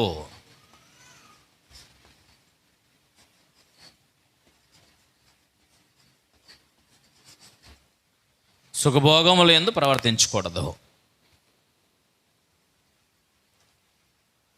సుఖభోగములు అనేవి చాలా భయంకరమైనవి. అర్థమైంది నాయనా? కాబట్టి ఇది స్త్రీలలో ఉండకూడని లక్షణం. భోగభాగ్యాలు అనుభవించాలని అందరిలోనూ ఉంటుంది. అది పురుషులకు కూడా మంచిది కాదు, స్త్రీలకు కూడా మంచిది కాదు. తాము కలిగినటువంటి స్థితిలోనే వారు దేవునిని మహిమపరచువారై ఉండాలి. ఆ కింద ఏముంటుందో చూద్దాం.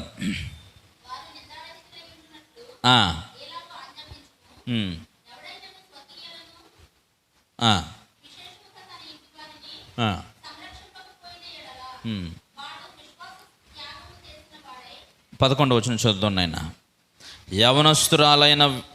యవనస్తులైన విధవరాండ్రను లెక్కలో చేర్చవద్దు.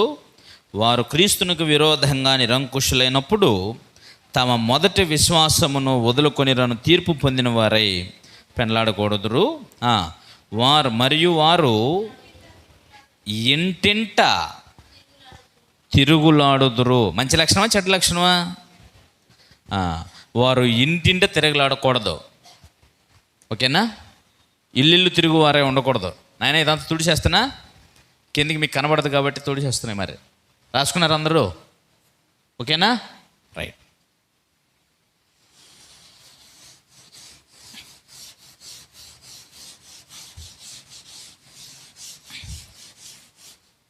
ఇప్పటికి ఎన్ని రాశారు?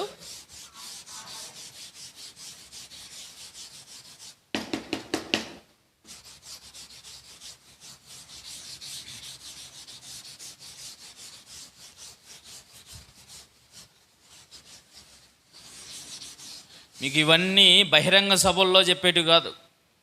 ఎవరు చెప్పరు ఇవన్నీ. ఎవరు నేర్చుకోవాలి? ఇవన్నీ సంఘంలోనే నేర్చుకోవాలా. ఒక సంఘం ఆత్మీయంగా కట్టబడాలి అని అంటే ఆ సంఘ క్షేమాభివృద్ధి కొరకు ఇలాంటి మాటలే నేర్చుకోవాలి. నేర్పించే వాళ్ళు ఉండాలి, నేర్చుకోవడం కూడా మనం మనసు పెట్టాలి నేర్చుకోవటంలో కూడా. లేకపోతే కుటుంబాలు ఎప్పుడూ క్రీస్తు యొక్క సంఘం యొక్క రూపంలోనికి ఎప్పుడూ రావండి. క్రీస్తు సంఘ రూపంలోనికి మా కుటుంబాలు మార్చబడాలి అని అంటే ముందు వ్యక్తిగతంగా వారి వారి లక్షణాలను మనం కట్టుకోవాలి. అర్థమైందా? రైట్. ఇప్పుడు ఎన్నో క్యారెక్టర్నైనా మనం చూడాల్సింది 7వదా? ఏం క్యారెక్టరు?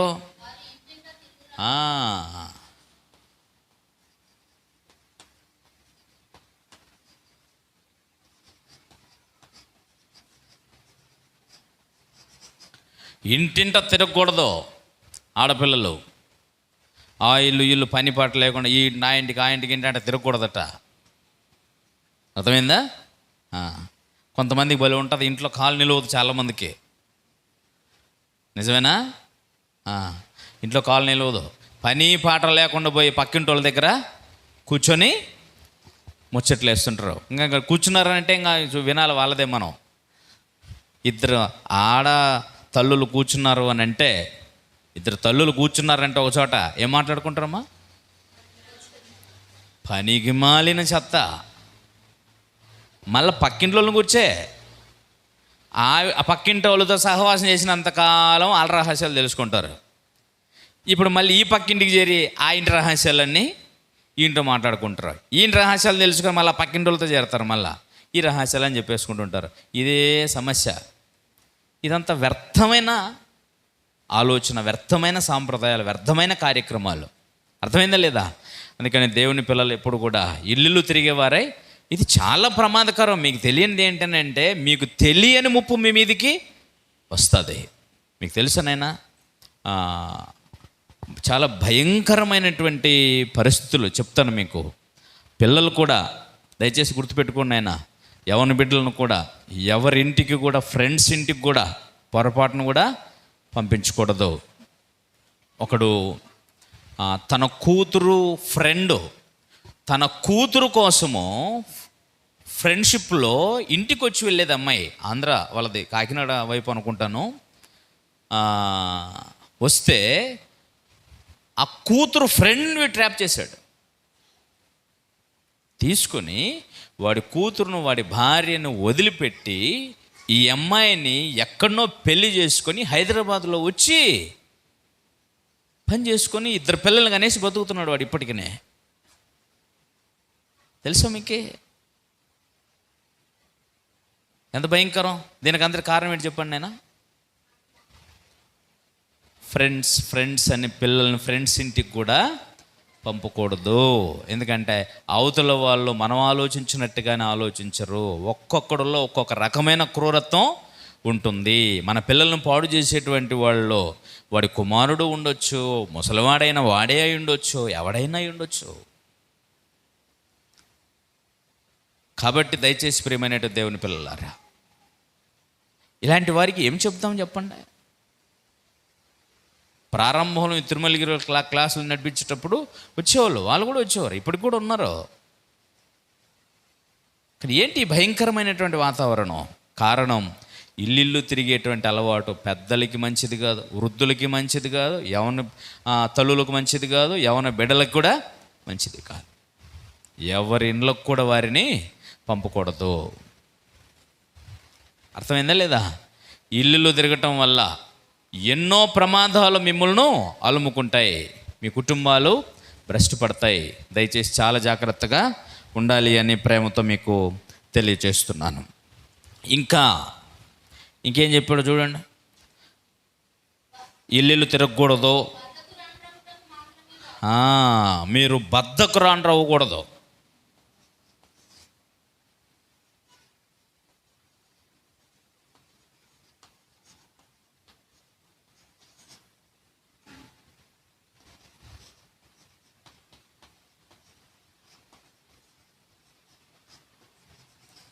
బద్ధకురాండ్రు అంటే అర్థం ఏంటమ్మా?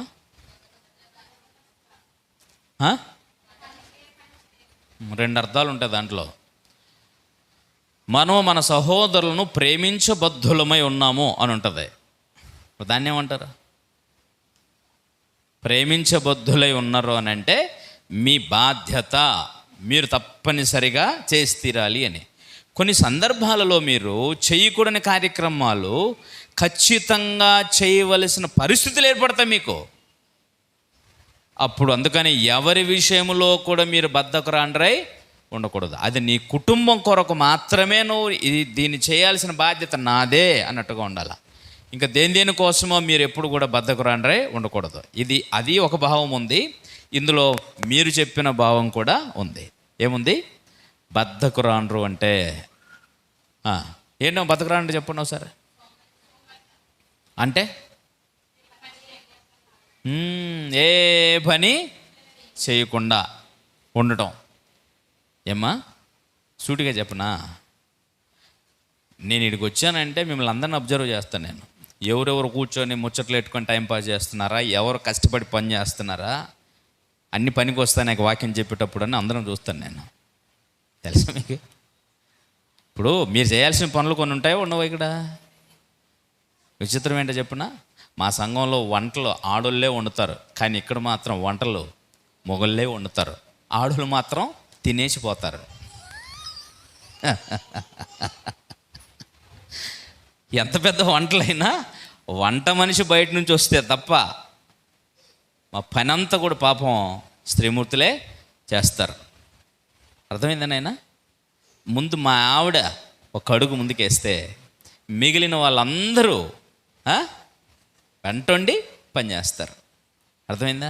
మరి ఈ ఊర్లో పాస్టర్ పని చేస్తుంటే ముచ్చటేసుకొని అది ఎట్లమ్మా, ఇది ఎట్లక్క, ఇది ఎట్లామా, అది ఎట్లమా అని మాట్లాడుకుంటా టైంపాస్ చేసి పనులన్నీ ఆయనతో చేయించుకొని పోతుంటారు. కరెక్టేనా? చూశాను కాబట్టి చెబుతున్నాను. నేను చూడకపోతే నాకేమీ అవసరం లేదు. కానీ ఇది కరెక్టేనా అంటున్నా. కొన్ని మీకు కరెక్టా చెప్పండి నాయన, ఇది కరెక్టేనా? మీరు ఏం విత్తుతారో దాన్నే కోస్తారు, మర్చిపోకండి. రెట్టింపు కోసుకుంటారు పంట. మీ పిల్లలు పెద్దగా అవుతారు, కాళ్ళ మీద కాలు వేసుకొని చూస్తుంటే దెయ్యం వచ్చి చెయ్యి అని అంటే చెయ్యి అని అంటారు, అంతే. ఏడుస్తారు తర్వాత మీరు పనులు మీ పిల్లలు పని చేయనప్పుడు. అసలు ఆడపిల్లల లక్షణం అని అంటే మీరు ఎప్పుడు కూడా బద్ధకరాండ్రే. ఒక్కసారి మీరు బద్ధకానికి అలవాటు పడ్డారు అని అంటే మీ జీవితంలో మిమ్మల్ని మార్చడం ఎవడతారో కాదుక. ఎన్ని గంటలకు లేస్తారు అందరూ?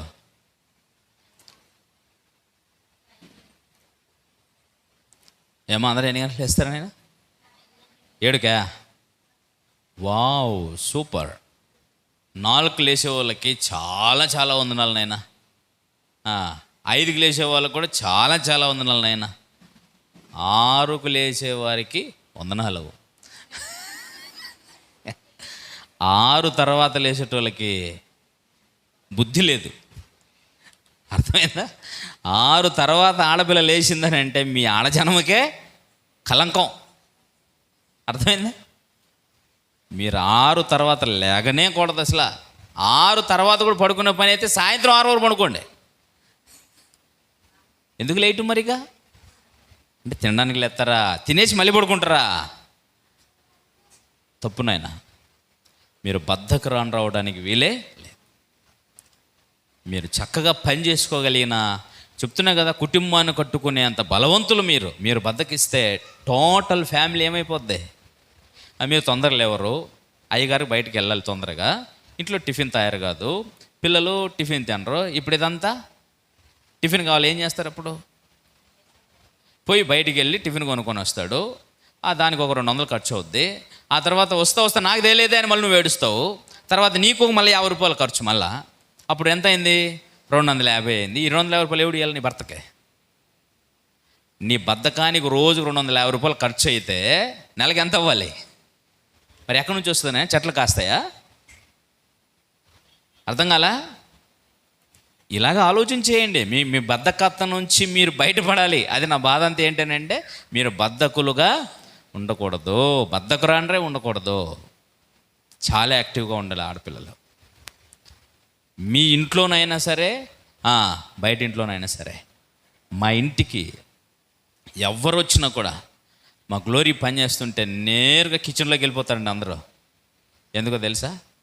ఆమెతో పాటు కలిసి పనిచేస్తారు. మావిడ కూడా ఎక్కడికి పోయినా సరే ఎక్కడికి వెళ్తుంది తెలుసా? మావిడ నాతో పాటు కూర్చోదండి. నేరుగా స్త్రీలు ఏడున్నారో, ఏం పని చేస్తున్నారు అక్కడికి వెళ్ళిపోతారండి. పాస్టమ్ గారు కదా అలా ఉండాలని ఎప్పుడు భావించదండి. నేర్చుకోవాలండి. ఎవరు నేర్పిస్తారు ఇవన్నీ మీకు? ఇవి కూడా నేర్పాల్సిన పరిస్థితి వచ్చింది. ఇక నుంచి మీరు ఎప్పుడైనా సరే మళ్ళీ ప్రార్థన టైంకి వచ్చి కూర్చోమాకండి. ముందు రండి, కొంచెం పనులు ఉంటాయి. ఇక్కడికే మళ్ళీ లేట్ వచ్చేసి ప్రార్థన టైంకి వచ్చేసాం, ప్రార్థన అయిపోగానే వెళ్ళిపోయాం అని ఏం పని చేయడానికి కుదరదు అనకూడదు. పని చేయటానికి పని పెట్టుకొని మీరు రావాలి. దేవుని కొరకు ఏ పని చేసినా అందులో నా భాగం ఉండాలి. అది గుర్తుపెట్టుకోండి. ఏ పని చేసినా ఇందులో నా పాత్ర కూడా ఉండాలి, నాకు భాగం ఉండాలి ఈ పనిలో. అలాగ ఉండాలి. మరి ఇంక ఆరోగ్యం ఇచ్చింది ఎందుకు దేవుడు? మీకు అంతమంది కూడా దాతృత్వ పరిమాణం గురించి చెప్పాను. నేను చెప్పినప్పుడు దేవునికి ఇవ్వడం మాత్రమే కాదు, మీ టాలెంట్ను కూడా దేవుని కోసం ఇవ్వాలి అనే దాని మీద చెప్పాను. మీకు హగ్గయి గ్రంథంలో చెప్పాను. ఏం చెప్పానంటే, మరి వాళ్ళు ఇల్లు కట్టుకుంటున్నారు, సొంత ఇల్లు కట్టుకుంటున్నారు, కానీ దేవుని మందిరాన్ని కట్టడానికి రావడం లేదంట. అందుకని దేవుడు, మీరు మాత్రం సరంబి వేసిన ఇండ్లలో ఉంటున్నారు, నా మందిరం కట్టడానికి మాత్రం ఇది సమయం కాదు, ఇది సమయం కాదని మాట్లాడుతున్నారు. దొంగలరా మీరు. అందుకనే మీ జోబులు, మీ జీతాలన్నీ చినిగిపోయిన జోబులో వేసినట్టుంది అని చెప్పాడు. మీరు ఎక్కువగా విత్తారు కానీ తక్కువగా పంట కోసారు. దీనికి అందరి కారణం ఏంటంటే మీ బద్ధకస్తం. అర్థమైందా లేదా? అందుకని ప్రభు కొరకు, క్రీస్తు ప్రభు సంఘంలో ఏ పని జరిగినా ఇందులో నా పాత్ర ఉండాలి, నా పాత్ర కూడా ఉండాలి. తెలుసా? మీరు సుందరరావు గారి పిడి సుందరరావు గారి సెమినార్స్ జరిగేటప్పుడు వేలకు వేల మంది పిల్లలు చదువుకోవడానికి వస్తే వాళ్ళ స్థానిక సంఘం నుంచి 10-20 మంది ఆడలు వచ్చేవాళ్ళండి. ఎందుకో తెలుసా? పని చేయడానికి. వాళ్ళందరూ బాగా చదువుకున్నటువంటి వాళ్ళు. వాళ్ళందరిని పెద్ద ఆయన తెగ పొగిడేవాడు. ఎందుకంటే నాయన వారి కుటుంబాలని, పిల్లల్ని, భర్తలను అందరినీ వదిలేసి వచ్చారు నాయన. వారి భర్తలు ఉద్యోగాలకు పోతుంటే కూడా వాళ్ళు పనులు చేయకుండా ఇక్కడికి వచ్చి మీకు పనులు చేస్తున్నారు అని. ఎందుకనంటే పరిశుద్ధుల కొరకైన పరిచర్యలో మేము కూడా పాలి భాగస్థులంగా ఉండాలి అని. వైజాగ్ నుంచి వచ్చేవాళ్ళమ్మా, గుంటూరుకి, విజయవాడకి, ఒంగోలుకి, ఇలాగా ఎక్కడెక్కడి నుంచో వచ్చేవాళ్ళు. దేనికోసం? వేలకు వేల మంది పిల్లలకు పని చేయడానికి. ఎందుకనంటే వాళ్ళకి తెలుసు, పెద్ద ఆయన అలా నేర్పించాడు వాళ్ళకి. ఏమని? పరిశుద్ధుల కొరకైన పరిచర్యలో నీది ఒక భాగం ఉండాలి. నీకు ఆరోగ్యం ఇచ్చాడు, చేతుల్ని ఇచ్చాడు, కాళ్ళు ఇచ్చాడు. ఇవి దేవుని పని కొరకు ఉపయోగపడకుండా ఇంక దేనికినైనా కాళ్ళు చేతులు? నేనైతే చాలా సీరియస్గా చెప్తానండి. నీకు దేవుని పనిలో సహకరించని కాళ్ళు నీకు ఉండాల్సిన అవసరమే లేదంటాను నేను. మరి మీరు కొంచెం నాకు దూరస్తులు కాబట్టి మర్యాదగా చెప్తున్నా. అర్థమైందా? దేవుని కొరకు పని చేయని చేతులు నీకు అవసరం లేదు. నీవు నిత్య జీవం పోవడానికి ఆటంకముగా నీ కళ్ళున్నాయా? పెరిగి పడే అన్నాడు ఆయన. నిత్య జీవం పోవడానికి ఆటంకముగా నీ కాళ్ళు ఉన్నాయా? నరకైన పని నరికి పడేసి అన్నాడు. అంతే. నీ చేతులను అభ్యంతరపరుస్తున్నాయా నిత్య జీవానికి వెళ్ళకుండా? ఏం చేయమన్నాడండి? నరికి పడే అని అన్నాడు. అంతే. ఎందుకంటే 2 చేతులు కలిగి, 2 కళ్ళు కలిగి, 2 కాళ్ళు కలిగి నీవు నరకములో పోవడం కంటే కుంటోడుగా, గుడ్డోడుగా ఇంకా నాయనా ఇప్పుడు నా కాళ్ళు, నా చేతులు లేవు కాబట్టి నేను ఏ పని చేయలేను నాయనా అంటే, శబాష్, నిజమే నాయన, నువ్వు ఏ పని చేయలేవని దేవుడు నీ విశ్వాసాన్ని బట్టి నీకు పరలోకం ఇస్తాడు. కానీ 2 చేతులుండి నువ్వు పని చేయలేదనుకో, నువ్వు 2 చేతులుండి నరకానికి పోతావు పని చేయకపోతే. అర్థమైందా లేదా? చేతులు నీకు పని చేయడానికి చేతులు లేవు కాబట్టి దేవుడు కూడా ఏం చేస్తాడు? యాక్సెప్ట్ చేస్తాడు. నిజమేనాయనా అని. మీకు తెలుసండి, ఎవరన్నా ఆరాధనకు రాలేదనుకోండి, నేను ఫస్ట్ టైం అడుగుతా తెలుసా? ఎందుకు నాయన ఆరాధనకు రాలేదు అంటాను. జ్వరం వచ్చింది అందుకే పడుకున్నాను. శనివారం డ్యూటీకి వెళ్ళావా అని అడుగుతాను. వెళ్ళాను అంటారు. సోమవారం డ్యూటీకి వెళ్ళావా అని అడుగుతాను. వెళ్ళాడు. సిగ్గులేదు నీకు కొంచెం కూడా అంటాను. తర్వాత అంటే శనివారం డ్యూటీకి పోయడానికి రోగం రాలేదు, సోమవారం డ్యూటీకి పోవడానికి రోగం రాలేదు, ఆదివారం ఆరాధనకు వచ్చిన రోగం వచ్చిందా? రోగం వచ్చినప్పుడు ఎట్టుండాలమ్మా? శనివారం పడుకొని ఉండాలా, ఆదివారం కూడా పడుకున్నాడంటే సరే నిజమేలే అని అనుకోవచ్చు. లేదా సోమవారం కూడా పడుకొని ఉండాలి జ్వరం వచ్చింటే. దేవుని మందిరానికి రావడానికి మాత్రమే ఎందుకనైనా దొంగ మాటలన్నీ మీకు బాగుపడరా? చాలా సీరియస్గా ఉంటుంది మరి కోటింగ్. పాపం ఆ వారం అంతా నేను ఫోన్ చేస్తే ఎత్తడానికి వాళ్ళకి పగలే సుక్కలు కనబడతాయి. ఫోన్లు ఎత్తడాలు ఎవరునో దగ్గరకు వచ్చి అయ్యగారు క్షమించండి అని ముందు చెప్పి తర్వాత ఇక మాట్లాడతారనమాట. అర్థమైందా? ఎందుకురా రాలేదు అని అంటే ఏం చెప్పినా తప్పే, అయ్యగారు క్షమించండి అంతే, సింపుల్ అనమాట. ఇంకా అర్థమైంది మీకు? ఎందుకనంటే మీ అవయవాలు దేవుని కొరకు కాకుండా దేనికోసం వాడతారు నాయన. అందుకనే వ్యర్థమైనటువంటి వాటి కొరకు మీరు పని చేసి దేవుని పనిలో మాత్రమే మీరు బద్ధకురాండ్రగా ఉండడం అనేది దేవుడు అసలే క్షమించడు. మీకోసం మీరు బద్ధకురాండ్రగా ఉంటేనే క్షమించడు. దేవుని పనిలో బద్ధకురాండ్రగా ఉంటే అసలే క్షమించడు. ఎందుకంటే మీకు జీవితాన్ని ఇచ్చినవాడు, మీకు అవయవ నిర్మాణం చేసినవాడు. మీ చేతులు, మీ కాళ్ళు దేవుని పని కోసం ఉపయోగపడకపోతే వేస్ట్. ఓకేనాయనా? అర్థమైందా? వ్యర్థమైందా? ఇన్ని చెబితే ఏడ గుర్తుంటాయి సార్గా? క్లోజ్ చేసేద్దామా? ఎన్ని గుర్తుంటాయి మీకు ఇవన్నీ? ఇప్పుడు ఇన్ని చెప్పినా రాత్రి అడుగుతాను మరలే చెప్పండి అన్నీ. వచ్చిన వాళ్ళకి అందరికి బుద్ధి వస్తుంది మీరు చెప్తే. ఓకేనా? రైట్. కింద ఏమంటారు చూడండి. ఇంకా ఇంకేముందమ్మా?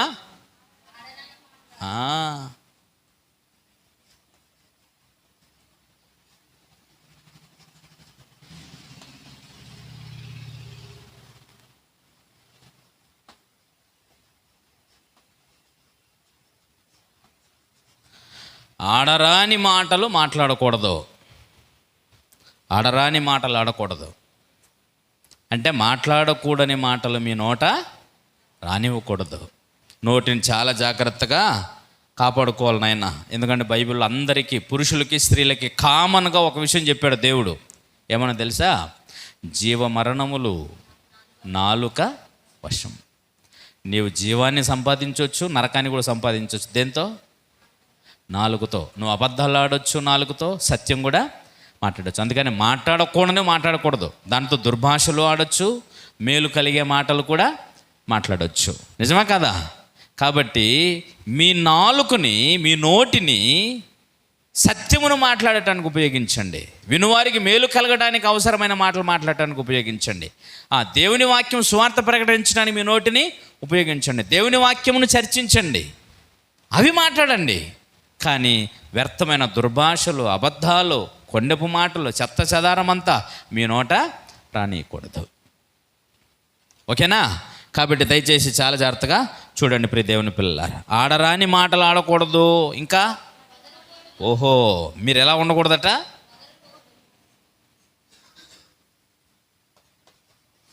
వదరుబోతులు అంటే ఎట్లా ఉంటారమ్మా? తెలుసా తెలీదా మీకు?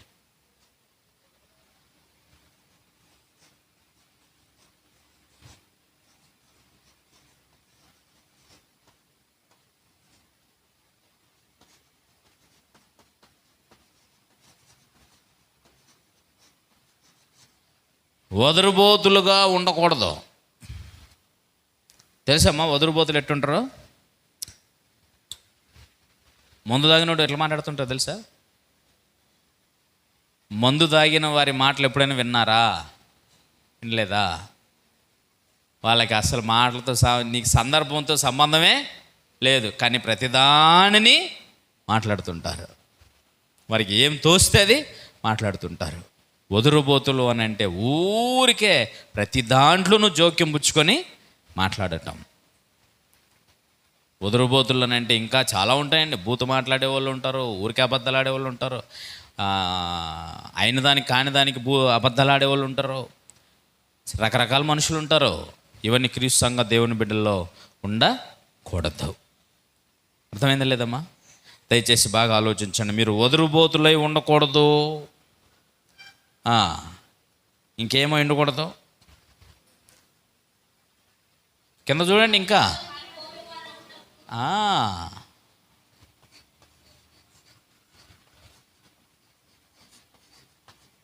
పరుల జోలికి పోకూడదు. పరుల జోలికి పోవద్దు. పోయారా ఎప్పుడన్నా? పరుల జోలికి పోతారమ్మా? అర్థమైన దానికి ఉవ్వెత్తున ఎగిసిపడుతూ ఉంటారు అవతల మీద, యువతుల మీద. మీకేం పని వాటితో, వాళ్ళతో? కాబట్టి ఇతరులతో గొడవలకి మనం వెళ్ళేవారిగా ఉండకూడదు అనేటువంటి విషయాన్ని దయచేసి ప్రియ దేవుని పిల్లలారా మీరు చాలా జాగ్రత్తగా ఉండాలి. పరుల జోలికి పోవద్దు, ఎవరి జోలి వెళ్ళకూడదు. నువ్వు పరుల జోలికి వెళ్ళావంటే వాళ్ళు ఒకానొక రోజు నీకు పాముగా కాటేసేవారుగా ఉంటారు. అది నీ స్వభావం చాలా చెడ్డ స్వభావం, చాలా చెడ్డ స్వభావం. రైట్, కిందికి వెళ్ళి చదువుద్దాం. ముగించేస్తున్నాను, ఇక అయిపోయింది. ఇంకా అలాగా కిందికి వెళ్తే ఏమన్నాడు చూడండి ఆయన.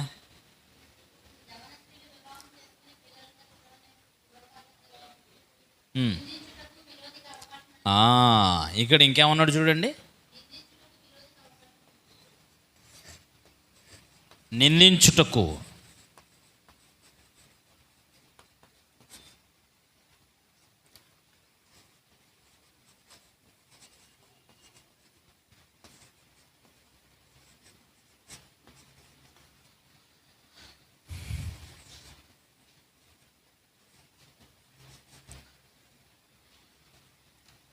నిందించుటకు విరోధికి అవకాశం ఇవ్వద్దు. క్రైస్తవులుగా ఉన్న మీపై క్రీస్తు విరోధులు ఎంతోమంది మిమ్మల్ని నిందించే అవకాశం ఉంటుందా? ఉండదా? ఉంటుంది కదా. కాబట్టి అలాంటి వారికి అవకాశం ఇచ్చేటట్టుగా మీరు బ్రతకకూడదు అనే విషయాన్ని మీరు గుర్తుంచుకోవాలి నాయన. అలాగే మీ విరోధైన అపవాదికి కూడా మీరు అవకాశం ఇవ్వకూడదు. విరోధికి అవకాశం అని అంటే మీరు ఏదైనా తప్పు చేసేసి భక్తిగా ప్రార్థన చేశారనుకో, తప్పు మార్గంలో ఉండి ఒకప్పుడు తప్పు చేసి భక్తిపరులైన వారి కోసం దేవుని ఎదుటికి వెళ్ళి అపవాది ఏం చేసేది? నిందలు మోపేది. అర్థమైందా లేదా? కాబట్టి అలాంటి కార్యక్రమం మీరు చేయొద్దండి. శత్రువుకు అవకాశం ఇవ్వద్దు. చాలా స్ట్రిక్ట్గా ఉండాలి మీరు. అర్థమైందా? ఇంకా ఆ తర్వాత ఇంకేమన్నాడు చూడండి చివరిగా.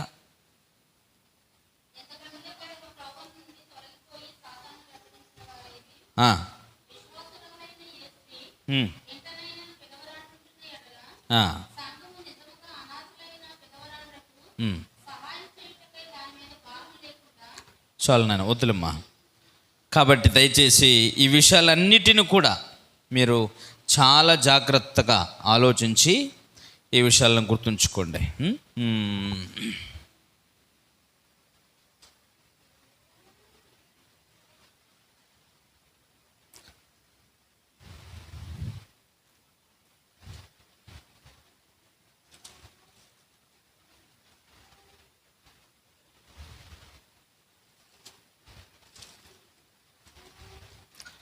చివరిగా ఒక మాట వ్రాసుకోండి. అవమానకరమైనవి ఏవి కూడా స్త్రీలు చేయకూడదు. అవమానకరమైనటువంటి కార్యక్రమాలు మన వలన కలగకుండా చూసుకునేటువంటి ప్రయత్నం మనం తప్పనిసరిగా ఉండాలి. అవమానకరమైనవి చేయకుండా చూసుకోండి.